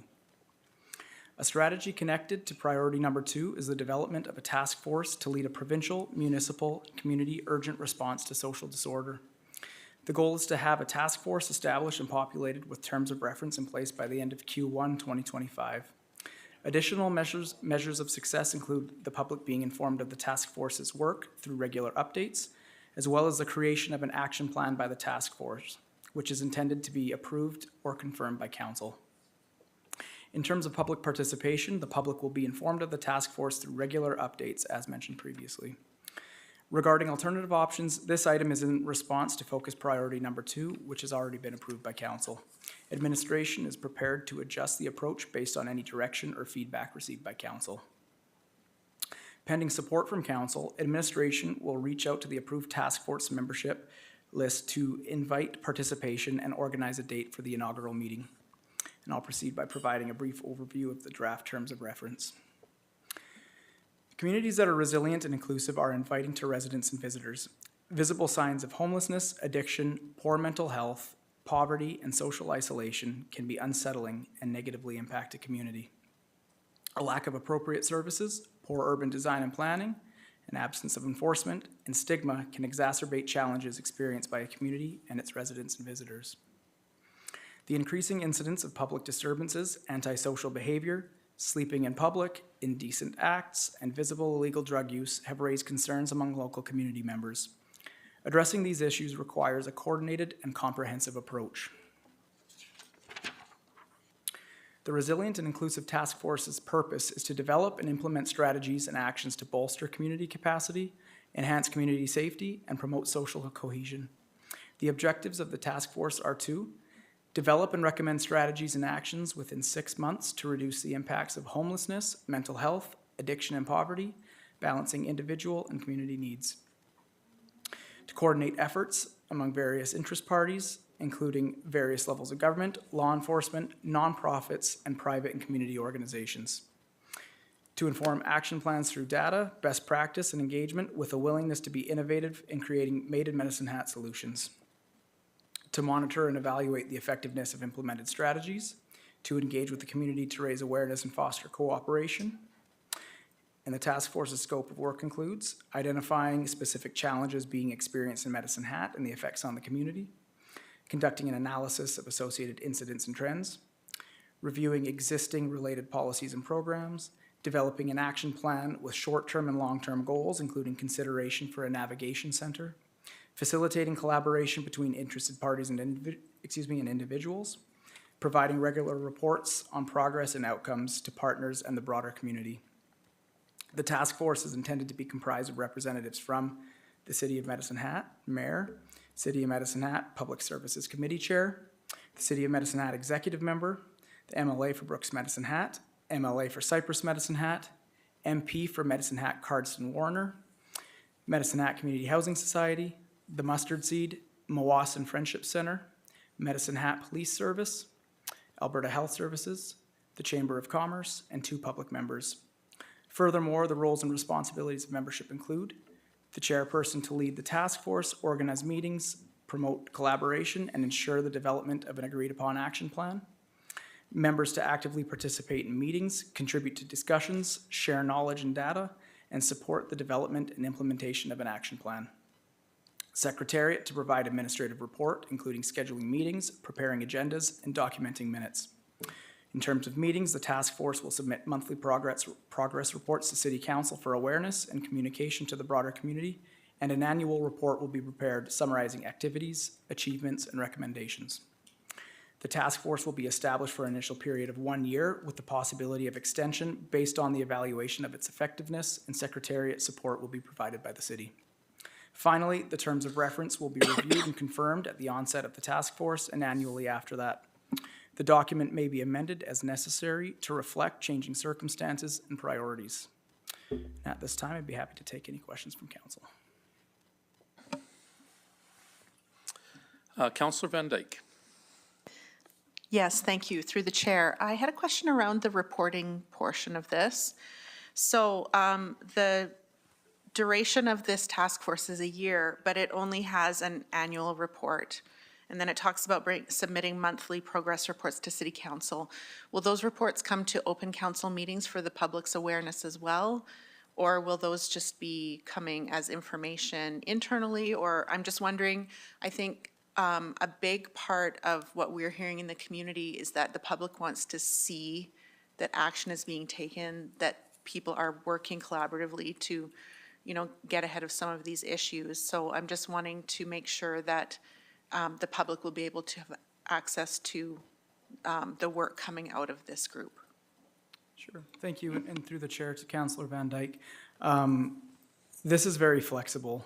So, I mean, in my mind, as long as there aren't any, FOIP-related issues, I would certainly support it coming to council as for information.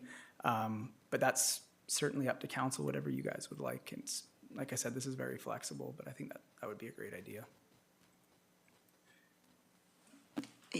If I may follow up, yeah. Yeah, I think that it would be good if, I understand if there's, especially in a group representing this many different areas, there's going to be information that probably cannot be shared because it belongs to those other organizations or individuals.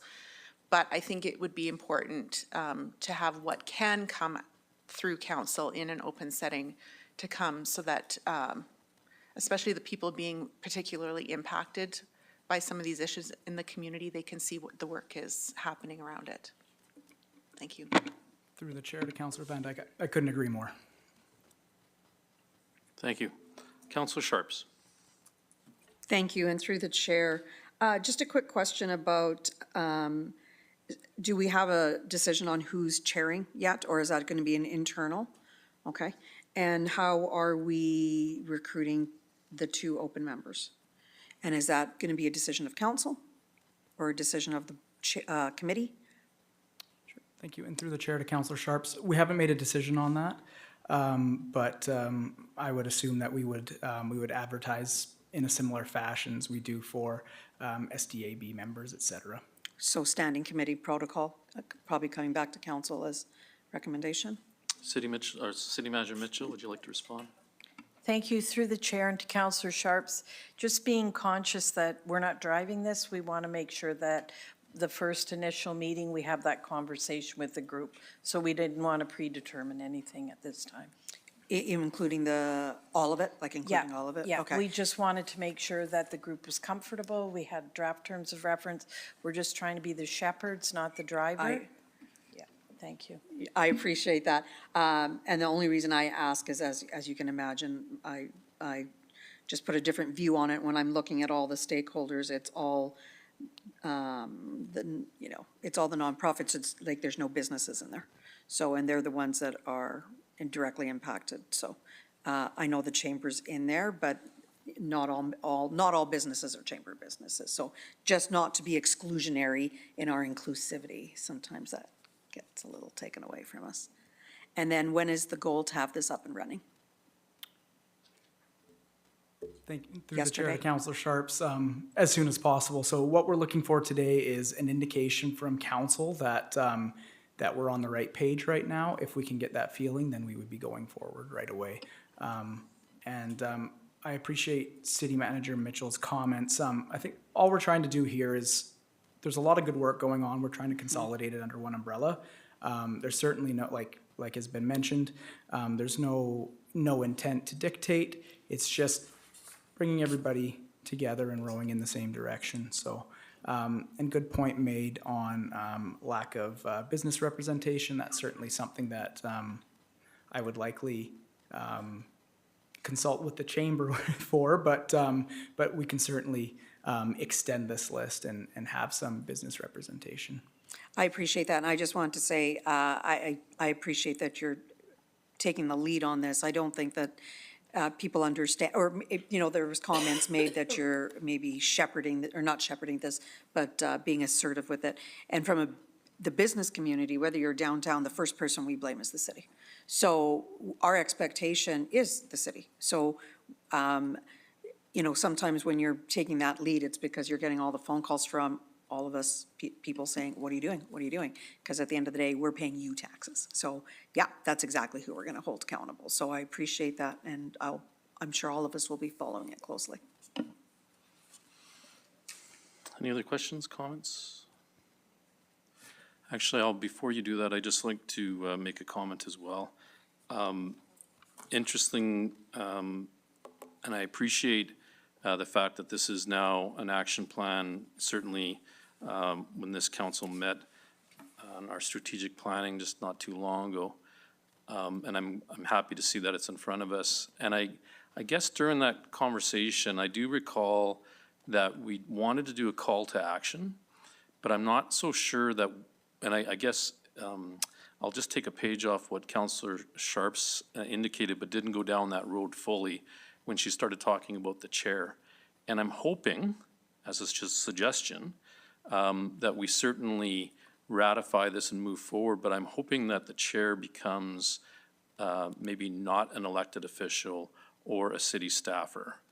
Only because I think if this is going to be community-led, and we do have reports coming from the chair, et cetera, I would love to see that it's something from the community in terms of whose representation in terms of the task force. And I think even though that might be somewhat optical, I think it sends a strong message in terms of how, and certainly I'll just speak for myself, how passionate I want it to be that this is community-led, that the partnerships are real, that the involvement is real, that the commitment is real in terms of this as a community solve, not just a City of Medicine Hat kind of action plan. So I hope that kind of resonates. So that's just my comments. Any other further comments, questions? Councillor Dumanowski?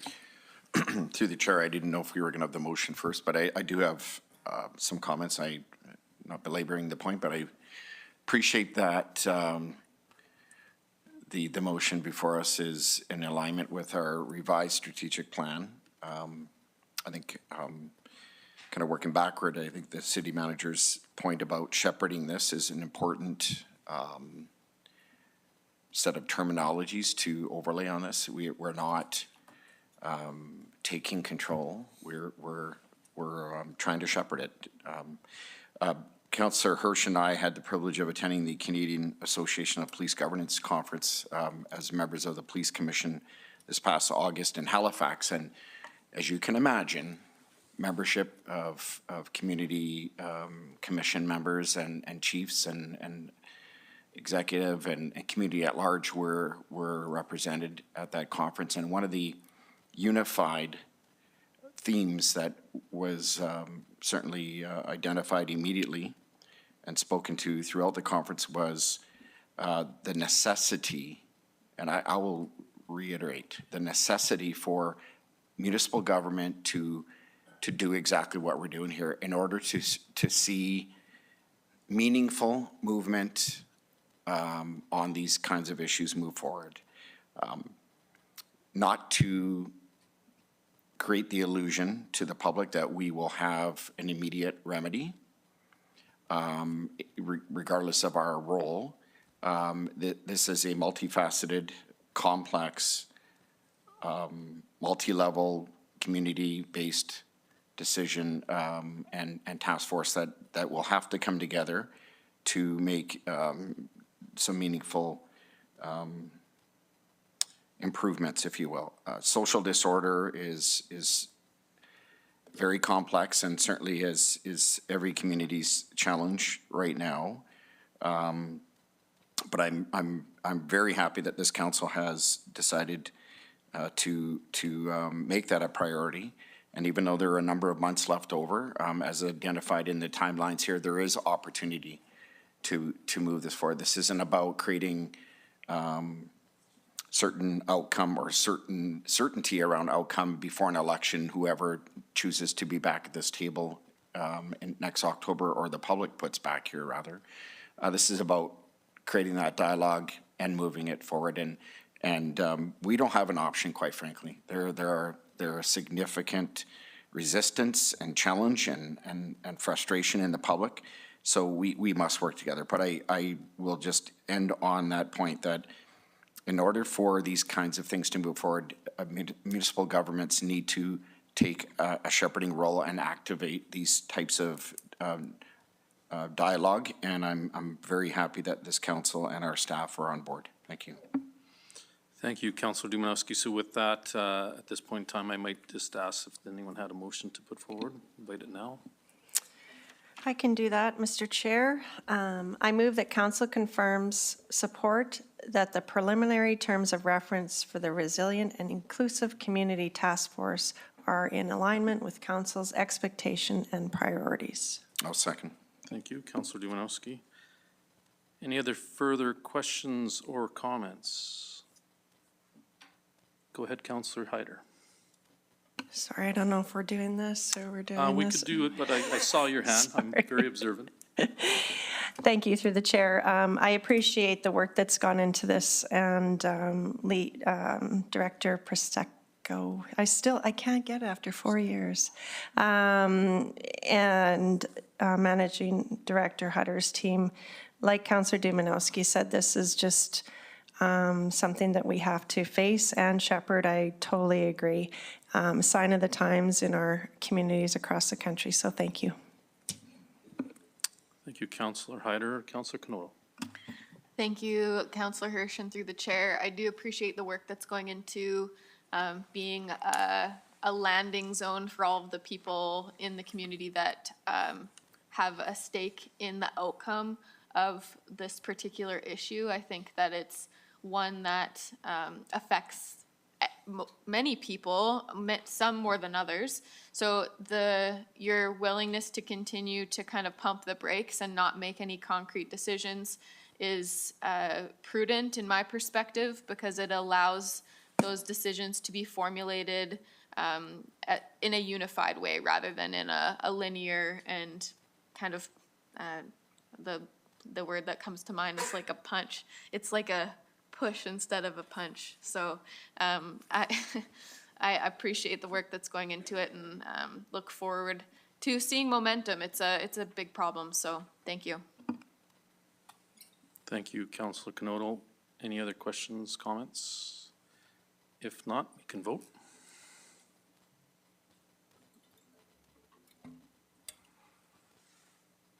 And that's unanimous. Thank you, Managing Director Hutter. You've been busy tonight. So moving on to item 9.2, the 2025-2026 city budget borrowing bylaws, sponsors corporate services. City Manager, you want to lead with this? Thank you through the chair, and this is for first reading only, and I'll turn it over to Acting Managing Director Barta. Go ahead, Ms. Barta. Thank you, and through the chair. This is a request to approve the borrowing bylaw. So council has approved the 25-26 capital budget, which included all of the funding sources related to the capital budget. So this is coming forward to request the debenture bylaw funding for a variety of projects that have been approved through the budget. Doing so will still maintain the city's debt ratio of the limit of under 70%. And this doesn't mean that we will actually borrow the funds immediately. The funds will be borrowed as the projects proceed and the funds are spent. And just for clarification, some may be borrowing bylaws, but some might be from reserves, et cetera, or is this all borrowing bylaws? Yeah, through the chair, the 51 million that we're requesting is all through debenture borrowing. Okay, thank you. Any questions? Oh, through the chair, I'm going to move that council gives first reading to bylaw 4847. I'll second that. Councillor Dumanowski made the motion, Councillor Hyder second. Any discussion? Again, I think it's just important for the public to understand that this is procedurally notifying by borrowing resolution that we'll be, may be spending upwards of this money depending on the projects and timeframes, so. And this was budgeted, correct? Very good. Hearing none, we'll vote.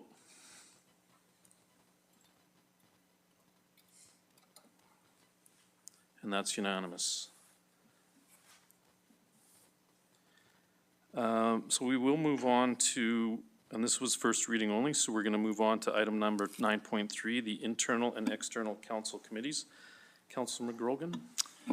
Yeah, thank you. I can probably put the motion on the table and then turn it over to city manager, or would you like to go first, city manager? So I'll put the motion on the table. So I move the council, and this is generated because of a report that the city manager submitted to us back in October, and I think through the months of budget deliberations, whatever else went on, we didn't get to it. So that's why it's kind of back on the table. So I move that council directs the city manager to evaluate the council committees, internal and external, receive feedback from council, and prepare and present recommendations, which may include the 6 recommendations from the October 7th, 2024 report that was presented to council, and this to be done no later than Q2 of 2025. I will second that.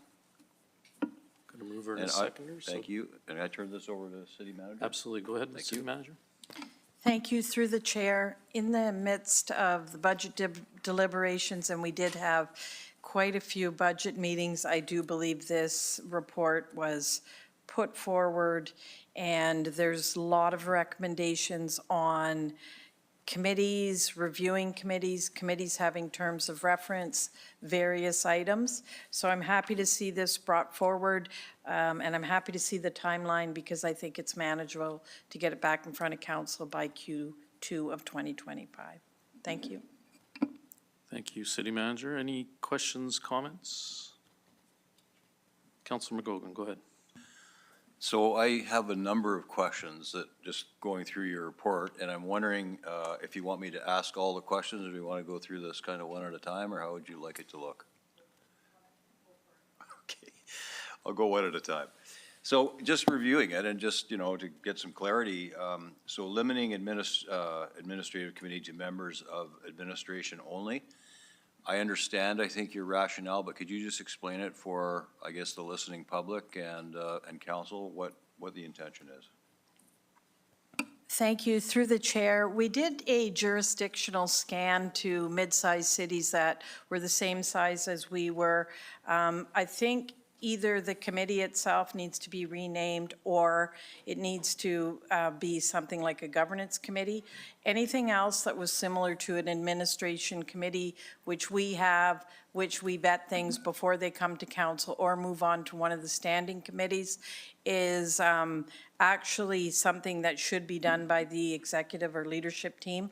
Having a member of council on kind of goes against the MGA in that the MGA says that all members of council should get the same information at the same time. So there's that disconnect. None of the other mid-sized cities have such a committee. It's been something that we've had 2 municipal governance experts tell us that we should address, and a few of the previous city managers as well. So I'd like to bring a more fulsome report. Just to your question, and I know you've got more questions, but there were a lot of recommendations in there. So the way I feel that I'm going to tackle this is to bring them piecemeal so that council can have robust discussion on each piece. Thank you. Can I, also want me to just continue that? So thank you for that, and I agree for all it's worth.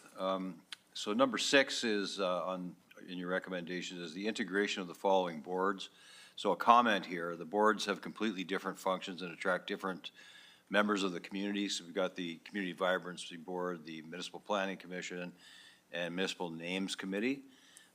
Completely, I think, different kind of reasons why people would want to be involved in those different things and different skill sets, and they would attract different people.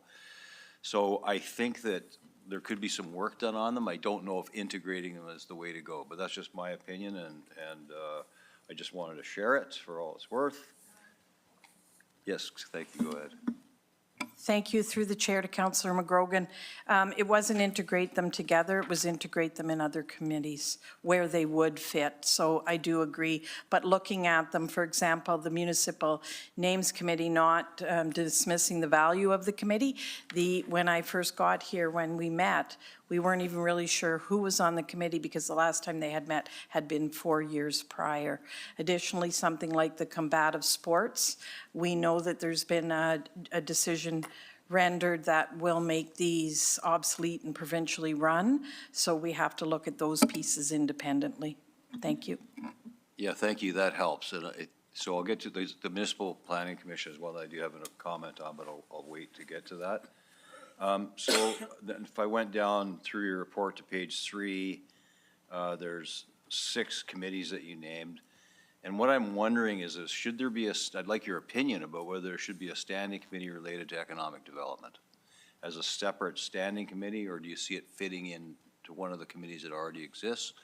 Or how do you see that looking? Thank you, through the chair. And granted that economic development is such an important pillar for all of us, we did talk about having them come through to the D&I Standing Committee, but I think that discussion is part of the larger discussion on standing committees and the standing committee structure.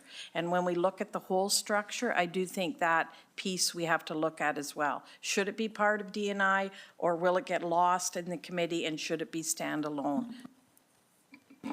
Yeah, thank you, because it's so important, and I hate to see it get buried, and appreciated the report that we did get at the last meeting, so there is such value there. So I'll just move on, just with my comments. On page 5, it said this now is the Administrative and Ledge Review Committee, which, as you know, I'm chair of, and it does need some work. And the recommendation is basically, if this committee is to remain, the mandate should be enhanced for clarity, and I agree with that. I just, for the record, I see it has value at times, but there's times also when I think we kind of we're a little rudderless, so I think a good terms of reference would be really good there. I made a comment about the Combative Sports Commission. You already, of course, we all know that that's going to change. So moving on to Municipal Planning Commission. The MPC could be eliminated and authority delegated to Planning and Development Services Department. I have to say, I personally don't agree with that, and I think the mustard seed meeting that we had is a prime example of why some of these things need to hit the public, and the public need an opportunity to communicate, you know, in this case, their thoughts. It's a forum that I think is really important. I do hope that through maybe our land use bylaw changes, that the Municipal Planning Commission has probably more, I guess, focused purpose. Like, it seems that, you know, we're kind of the rubber stamp before it goes to council, which sometimes is good. Or this is a hot potato, we should push this one to MPC, and then sometimes it isn't when we think it maybe should be. So it really would be good to get some clarity around it, but I'm glad that it's being considered as, you know, who are we, what do we want to be when we grow up, and how it's going to look. So I appreciate that. The Names Committee, I agree with the recommendation there. It's, you know, I think it's Councillor Hyder is probably a lonely committee, I'm guessing, because I don't think it's very busy. But, yeah, so I think my last comment, and thanks for indulging me. This is the one, if council resolves, seems like my comment didn't come up here. Council resolves the administrative committee, it remove members from council and attending, so you've already addressed that. And the AO bylaw should be amended. So agree with that as well. If we're going to do that, then we've got to do it. So thank you for the report. I think it's really needed. We need to kind of look after some of these things, but those few issues, and I don't know what other council members think, are things that I think that we could, I would be happy if they were considered. Thank you. It's interesting, Councillor McGrogan, you talk about economic development and whether or not it comes to all of council. I will point out, years ago, we actually had the Energy Committee was the committee of the whole. So it does happen, there is precedent where if we feel as a council that, you know, we want first-handed information and for everyone to opine or deliberate or have discussions, and if we feel that economic development is that important, we could do that as well, so. Moving on to Councillor Sharps, go ahead. Thank you. I will be very quick through the chair. So I just wanted to, I had some comments. Number one, on the admin committee. I'll be honest, I went to all the meetings when I was deputy, and I'm not sure that I actually provided any value as an elected official in the room. My only thing that sits in the back of my mind as an elected official, I know that is also the same place that executive or leadership goes over, like the what are they called? The notices to, the request to come to council, present to council. So I'm not sure that I'm good with council being exempt from us deciding who gets to present to us, because I think we're the ones getting the kick in the teeth, like, why can't I talk to you guys?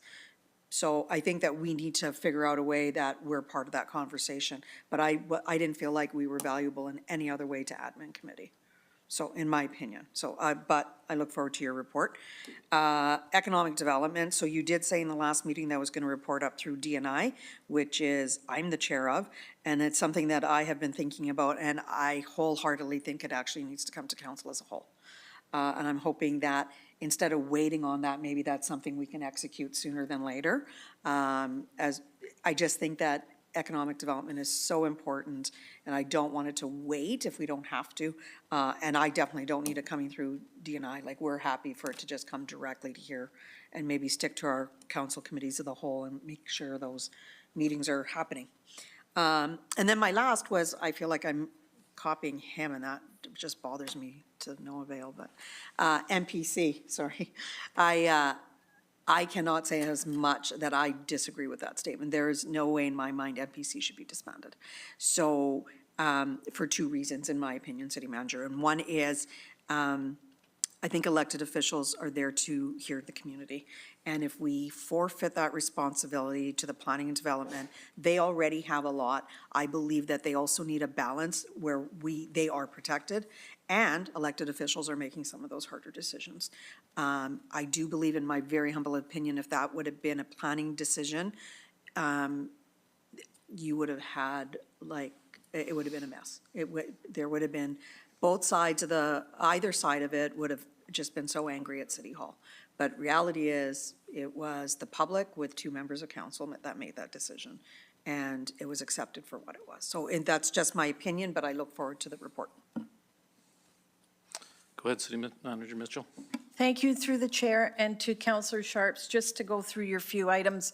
At the very beginning, you did talk about admin committee and thank you for your comments, and I do agree that, but the one issue that we're working through, that certainly should be a council decision, and we're trying to figure out how we deal with that. It should not be at admin committee, I believe that. It should be outside of that. So city clerk and I are working through some processes to make that happen. So that should be removed because it isn't our decision. With regards to MPC, I'm not married to it one way or another. There were different communities that did different things. Knowing our community, sometimes it's a good venue for voices to be heard before the decision's made. So we'll move forward a report and then have a robust decision, and you guys can make the final call. Thank you. Thank you, City Manager Mitchell. Councillor McGrogan, you had one more comment to make. I wanted to just, back to the support of removing council from admin. I'm going to go back to my previous life. I just see it by coincidence. The Police Commission Chair is sitting up in the audience today, and in my old role as the Chief of Police, I would not have enjoyed having anybody from Commission at my executive team meeting. So there's a place for both, but I don't think that they're together. So just another, I think I, again, just want to give my strong support to separating state and church, or whatever you might want to call it. I think it's really important for administrative decision-making that you have your time with your team and you don't have to have two meetings, which I'm sure probably happens at times. So just wanted to say that. Thank you. It's interesting, and I'll speak to maybe the admin committee as a second point, but I will speak to it. 21 years ago, when I first had orientation, they talked about the admin committee and the status and the structure, quite frankly, at the time and as it was explained, and maybe this is now morphed into something more formal, but at the time, admin committee was meant as certainly what you indicated, City Manager Mitchell, and the invite was to a observer, that being the mayor or designate, to actually opine on whether an item might take too long, too little. It was a little bit on a time frame to kind of give some feedback whether the agenda item and the time allocation was too long, too short, or just right. And I think what ended up happening now is it just morphed into some formal entity in terms of whoever, as from the elected official position, sitting there making the commentary. And so I think at the end of the day, I agree, and I agree with the commentary as well. It is something that is important in terms of your team, that, and you'd indicated as well, as far as the agenda, that's a completely different subject. And I appreciate the effort that it's gonna be to kind of split those and make sure that you feel comfortable in terms of what you're recommending to council, and us the same way when it comes to the agenda. So thank you for that. The other piece on MPC, this has gone round and round. It actually did have its turn when I was the chair of MPC. There was a discussion at that point in time to dissolve it as well. The challenge that I see, which was mentioned as well, is sometimes there is events that has to allow public discourse, public conversation, public discussion before it actually gets formalized and call it gets to the council table. And I had that opinion repeated to me time and time again, and I won't even mention the issue that certainly, and Councilor McGrogan at the time was on it as well, where we had a packed gallery and people wanted to speak, wanted to be heard. And I understand staff's position saying, hey, we'd like to move this efficiently because that's staff's responsibility. We hear about in the public saying you guys are too slow, you're too, and the challenge is sometimes we have to be methodical. And that means maybe having an MPC, having the ability for people that maybe agree or disagree with the item, having their chance and their day to have that conversation. And I'm reminded, they talk about democracy's messy, but I just wrote here, democracy and transparency is sometimes messy, and I think that's important. So just my 2 bits on that. Any other questions, comments? So this is at this point in time, a motion that we do have a mover and a seconder, correct? Yep. Very good. Yep. Any other further questions, comments? Hearing none, we can vote.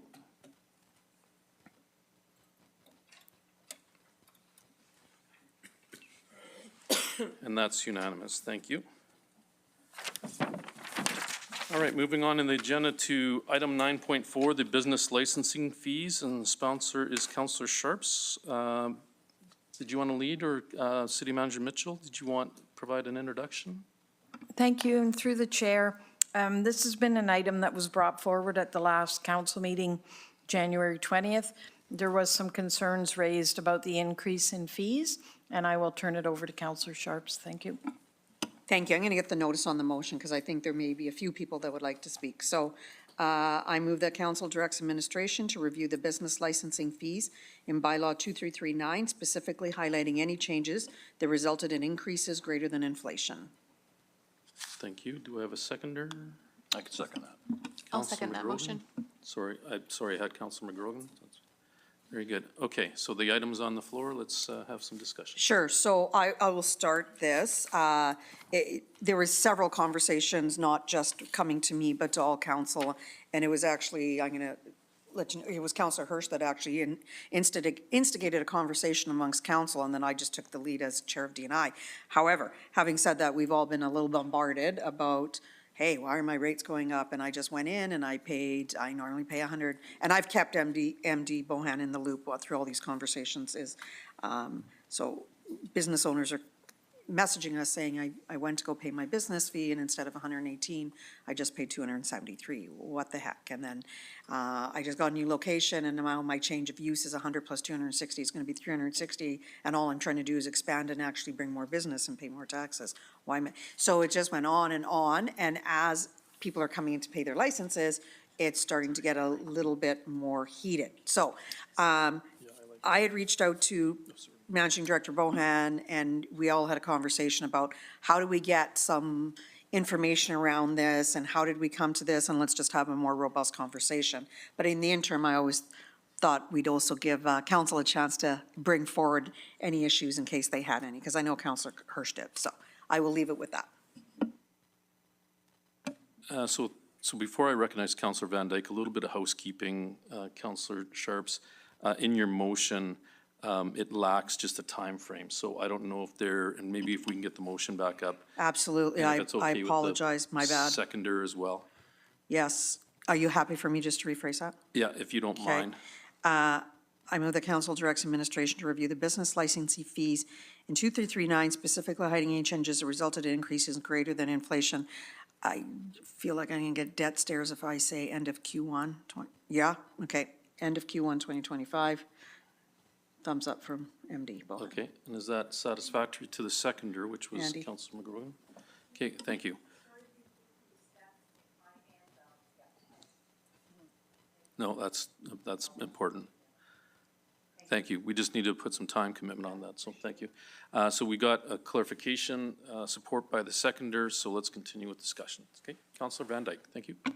Yes, thank you through the chair. So I have received a few emails about this. I have not been inundated by comments or questions about it, but have received a couple. I'm not an enormous fan of relitigating bylaws and policies that we have just passed. This came to us in the fall as part of the budget. Moving to a tiered method came through committee. I reviewed it at that time, came to council. I reviewed it again at that time. I have the agendas, and I would have assumed, again, probably shouldn't assume things, but that people would be, that are in this line of work would be keeping an eye on these kinds of changes as they come forward every 2 years for new utility, or not utility, sorry, new business licensing updates. So it's fairly regularly scheduled.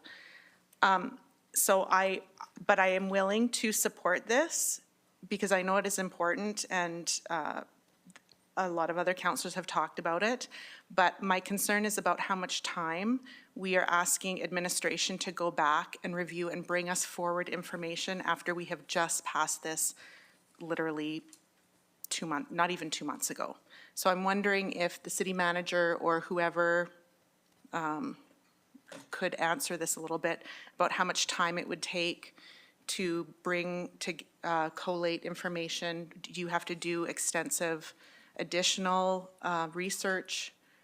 What kind of financial and time commitment would it be to bring this forward to council again?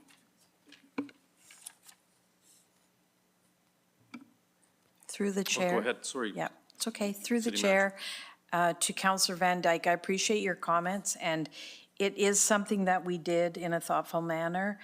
Sometimes there's repercussions, but I will turn it over to Managing Director Bohan to give a little bit of background about the depth of time and workforce it'll take. Thank you, Mr. Chair, to Councillor Van Dyke.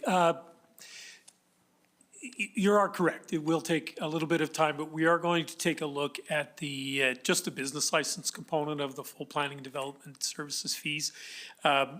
It is complex, and we'll have a bit more information for you.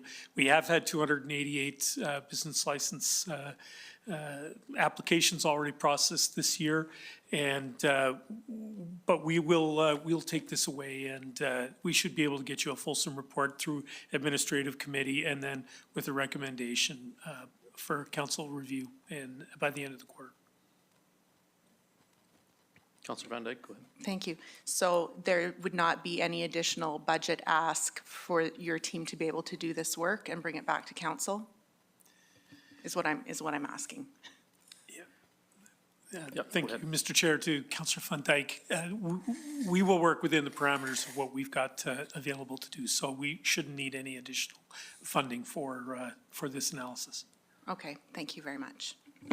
Councillor Sharps. Yes, just want to provide some clarity. As business owners, we don't put on our calendar when council is going to decide the business license fees. We're actually running our businesses. So we don't sit here and hang off your every word. Our job is to run our businesses, pay our taxes, our utility bills that went up, clean the streets that, from our vulnerable sector that's leaving bodily fluids over. So, yeah, when you're saying, well, you would think that the business community would pay more attention, I think that we need to kind of check ourselves a little bit. And where do you want us? Do you want us downtown building our businesses, expanding our businesses, or do you want us hanging out here? So just like the energy, when it kicked off and the rates went through the roof, we listened to the community. This would be no different. This is the biggest tax base. We jumped business licenses from 100 and some to some people are paying over $800. If we think that's okay without listening to them, I have a problem with that. Any other questions, comments? I think, so I appreciate the commentary with regard to having another look. I do understand that this was something that was passed along, but understanding the totality in terms of how big the budget is. And I think, I'll reference the fact that we had a individual come forward that we didn't have our heads around the fact that once you get into a higher level of energy consumption, the ramifications. So I think for us to kind of take another look isn't necessarily a bad thing.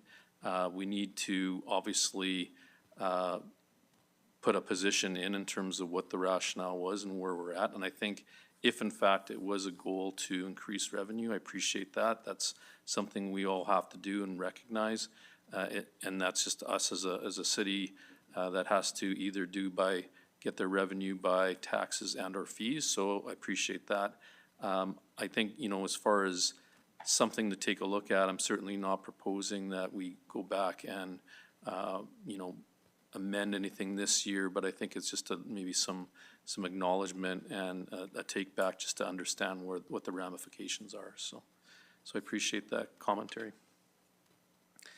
That said, so we do have an amended, which was approved by both the mover and the seconder, and if there's no other further discussion, we can vote.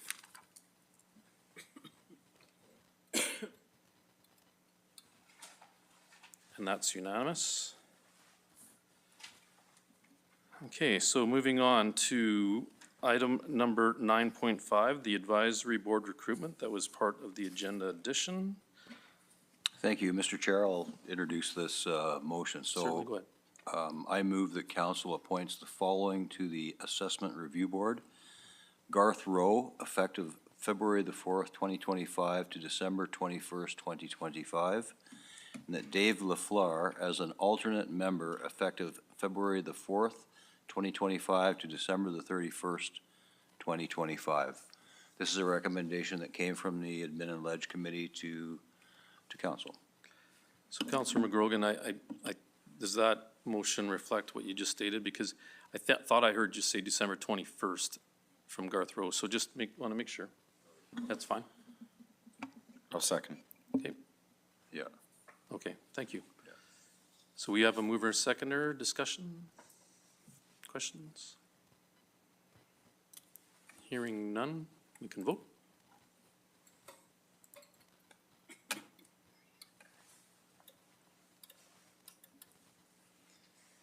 And that's unanimous. Thank you. Moving on to item 9.6, the Integrity Commissioner appointment. Thank you, Mr. Chair. I'll introduce that motion.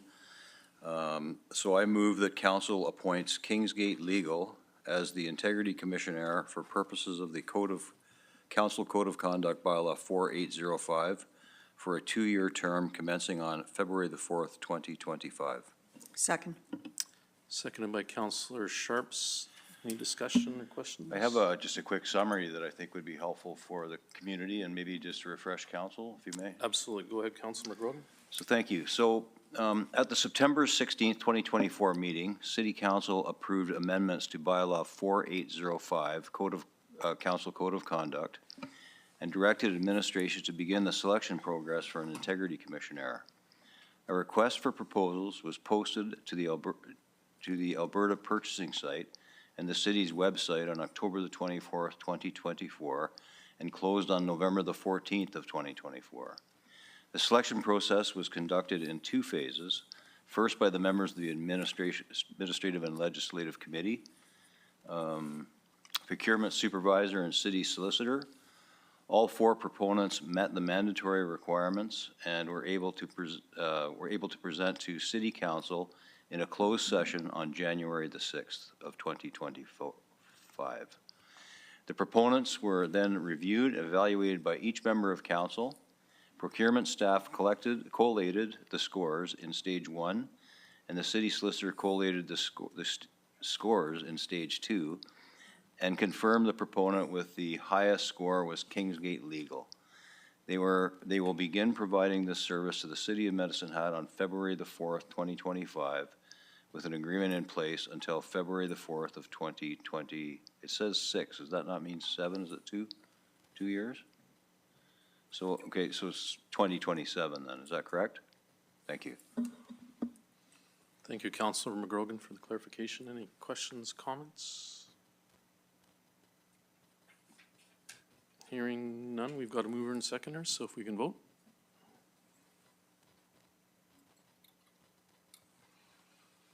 And that's unanimous. Thank you. Okay, moving on to item 9.7, which is business arising from the closed session for sanction review and legal fees. Mr. Chair, I have a motion. Certainly, go ahead. Thank you. That council directs administration to provide Mayor Clark with the same building access that was initiated prior to the sanctions imposed at the March 21, 2023 special council meeting. Correspondence with the city manager continues to be copied to all city council to ensure effective communication, and the deputy mayor and/or acting mayor will be invited to attend administrative that should be agenda review meetings, sorry. Not administrative committee meetings, agenda review. Thank you. And that should be imposed March 21 of 2023, or it was 24, was it 24? Yeah, it was 24, sorry, ignore me. Okay, that is correct. I can second that. Thank you. Any discussion? Certainly, go ahead. As everybody knows, I put in a notice of motion a little while ago, so we all agree. This just got sidetracked around the table between budget and everything else. It was sent back to council to redeliberate, and it has been done. The continuation of having us attend the meeting, to be quite honest, we all found it very helpful. It's a continuation, much like today, when the mayor is unable to attend. It's been great that Councillor Hirsch was at the meetings and the press. So we look like we were able to continue and make sure that we're diligently filling our duties for the community. So that shall continue. Thank you. Thank you, Councillor Sharps. Any other questions, comments? Hearing none, we can vote.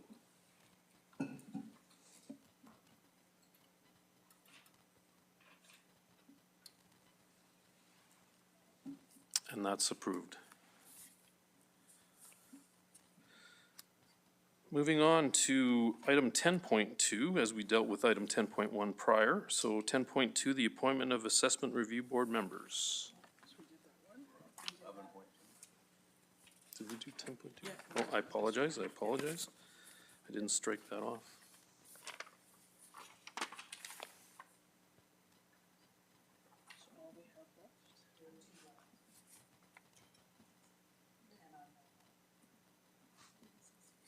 Okay, we'll go to item number, is that 11 then? So we have, the one we have left is legal fees from rising from. Oh, very good. Okay. So we did one portion of it, so we've got the second one to go. Okay, thank you. Go ahead, Councillor Hatter. Thank you, Mr. Chair. I move the council direct legal counsel to respond to the cost proposal made by the applicant as discussed during our closed session. I'll second that. Thanks, Shiloh. Okay, thank you. Discussion? Hearing none, we can vote.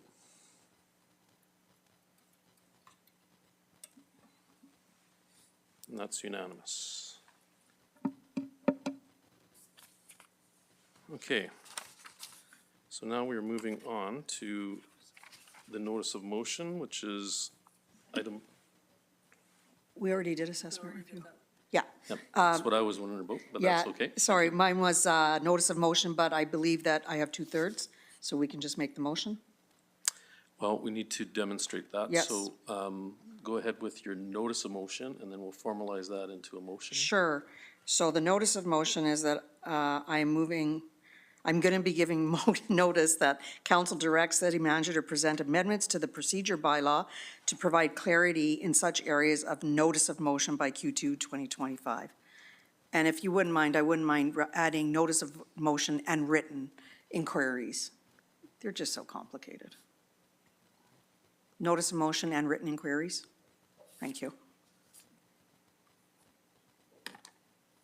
Okay, do we have a seconder? I can second that. Thank you, Councilor McGrogan. Discussion?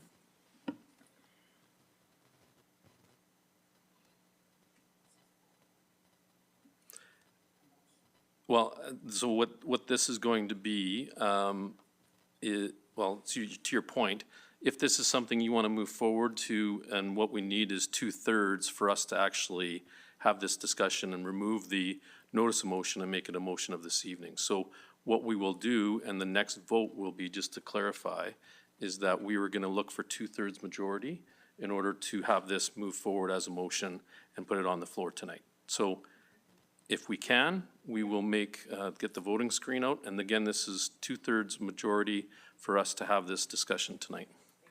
Yes. And we have that. So that being said, we do have this motion. It's now on the floor for any discussion, any further discussion. Would you like me to speak to it real quick? Certainly can. Okay, so as we were working through some notices of motion over the last couple of months, I had asked both the city manager and city clerk for some clarity on, can I do this and can I do that? And we've come to the conclusion that this is incredibly confusing. And so working with the city clerk, we've decided just to put in a notice so we can get this clear, and they can come back with amendments right to the procedure bylaw that are clear and concise for everyone that wants to make a motion and know exactly how to do it and how to do it and when to do it and everything else. That was it. I do sense an area of relief by the city clerk to get some clarification on that, so appreciate that. Councillor Knoll, go ahead. Thank you, Councillor Hirsch. I'm just curious how it reads now and how it will read differently and how that will enable a more seamless process. I think that's the point of sending this back to administration so that they can re-wordsmith it so that it's clean, because it's very convoluted and confusing the way it's written right now. So City Manager Mitchell, did you comfortable with that? Thank you, through the chair. I do know that there were some other areas of the procedural bylaw, not that I want to open that up again, but I'm wondering if the notice of motion is the only area that we want to address, because I know there were some concerns that looking at the scheduled closed session, are there other areas while we're looking at the procedural bylaw, are there other areas, or is this the only Well, I area? thought I was pushing my luck, because here's the thing, I would open up that closed schedule in a heartbeat. I hate the way we do closed, and I've never made a bone. I think while we have the procedural bylaw and we're Okay, having a look at look at it. I'm happy with I that. do think having that scheduled closed session ahead of time, I've been beating the drum on this, more than happy to look at that as well. Okay, do you need me to put that in the motion, or would you just, oh, boy, of course do. Does anybody know the number, Carolyn? The schedule to closed? I can add it into the notice of motion. It is a motion at this point in time. Yeah, sorry, motion. That's fine. In the meantime, while we're looking, Councillor Dumanowski, go ahead. Yeah, through the chair, just to add some clarity to the public about the question of clarity on notice of motion. It's not that we don't understand how to procedurally move a notice of motion. I think and I'm taking a shot at this, I think one of the challenges we've faced is whether, for example, tonight, we bring a notice, I want to bring a notice, I verbalize it initially, and then it becomes a notice at the next official meeting, upon which there's a period of time and a vote is taken. There are times where we wish to do what we are doing tonight, where we want to, or there's a desire to expedite things, and so we waive the waiting period by having 2/3 of the majority of council support that. Or at times, maybe there's been some conversation through a committee or in an email about the necessity to move something forward. Again, it's more around creating some more flexibility around the notice period, and ultimately it's the desired impact here is to smooth out the decision-making so that we're not caught up by our own procedural bylaw in a way that inhibits our ability to move and expedite things in a meaningful way. So I agree, and just to add on, the city manager's desire to look at other things, I think is prudent. It's kind of like when we look at a budget and then we pass it, and then all of a sudden there's an amendment. We are frustrated by our own desire to move things forward without a more comprehensive look. So I do support us looking at some other housekeeping items within the procedural bylaw while it's being looked at by the city manager and her team. So Councillor Dumanowski, thank you for that. We just did some checking, and the exact AO bylaw is 4725. So I think at this time I'll acknowledge Councillor McGrogan. Thank you. Through the chair, my point was simply, if we're going to open the bylaw up and we're going to have a couple things that are going to be looked at, why don't we leave it to the city manager if there's other glaring issues that can be fixed? Let's fix them too. Let's get it all right. If we're going to do a tune-up, then let's get in there and change the spark plugs as well. Appreciate that. So Can we just amend that to say, and others as needed? we haven't voted specifically on that. So with the mover amending the motion and with the agreement of the seconder, and as long as everyone's comfortable with that. I need to see it.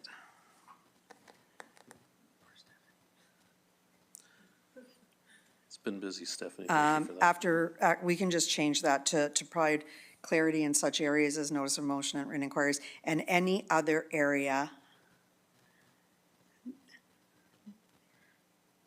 that requires clarification. Is Q2 2025 acceptable, city manager? Okay. Good to go. Okay, so we have a motion that's been amended. Is it?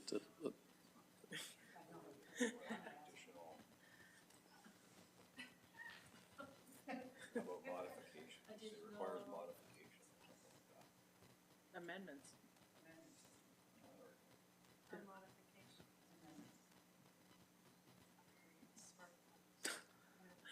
I think as long as we certainly around the table understand what we're trying to accomplish. City manager, do you understand? Okay, thank you. Very good. So we've got, okay by the seconder. Any other further discussion? Anyone object to how the motion reads? I guess you'll find that in the vote, but again, any other questions, comments? Would it be beneficial if I brought up the briefing note from November that we took a look at previously? No. No, that's fine. Thank you. Okay, so hearing that we have no questions or comments, we can vote.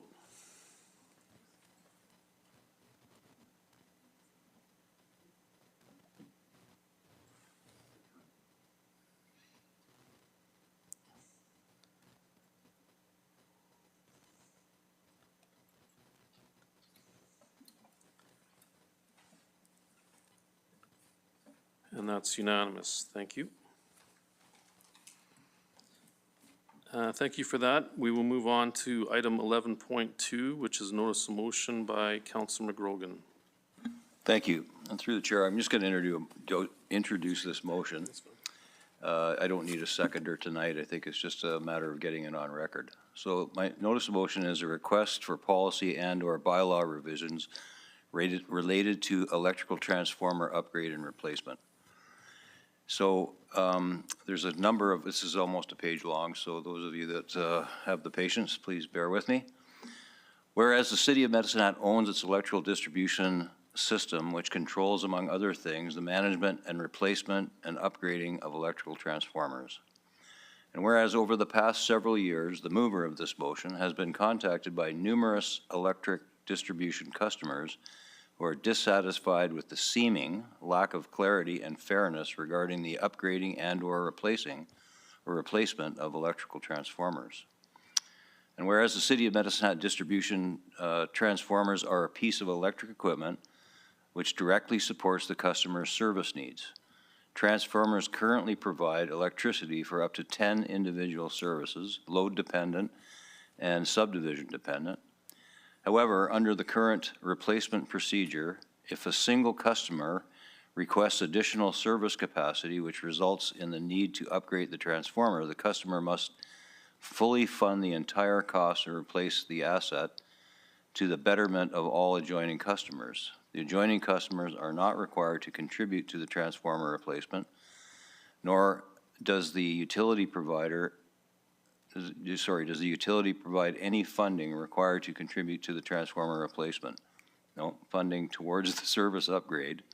And this comes out of, I'm referencing the business report, the New Growth Opportunities business case from, and it's number E2025 on page 150 of the report. And actually the second whereas, I'm not going to read it, but it's also a reference basically from the New Opportunities report or business cases that were submitted for the 25-26 budget, and they're in the motion. And that'll speed us up a little. And whereas the city recognizes that transformer is an asset that benefits multiple customers rather than just the individual customer requesting the upgrade, a change in philosophy may require a policy and/or bylaw revision that consider both the customer and the service provider. And whereas the city recognizes other service providers such as the City of Lethbridge, NMAX, SaskPower, ATCO, and the City of Red Deer have policies and guidelines of varying equations that more clearly and fairly articulate the financial responsibilities of all parties, all involved parties. Therefore, be it resolved that City Council directs the city administration to report back to council by the end of Q2 2025 on the logic, clarity, and fairness of the current transformer replacement process and obligations, especially with regard to how the City of Medicine Hat's policy and/or bylaw compares with practices of other similar providers in clearly and fairly allocating funds or costs and responsibilities. So I stumbled over that, but generally it's just a review of our electrical transformer upgrades, and I just want it on record for discussion in a future meeting. So thank you, Councillor McGrogan. So this is a notice of motion, so there's no decision as of tonight, but we expected to see it as an item at our next meeting. Thank you for that. Moving on to item number 12 on the agenda, council member reports. Is there any reports for any council members to speak to? Hearing none. Do we have any objections to adjournment? Hearing none, this meeting is adjourned. Thank you.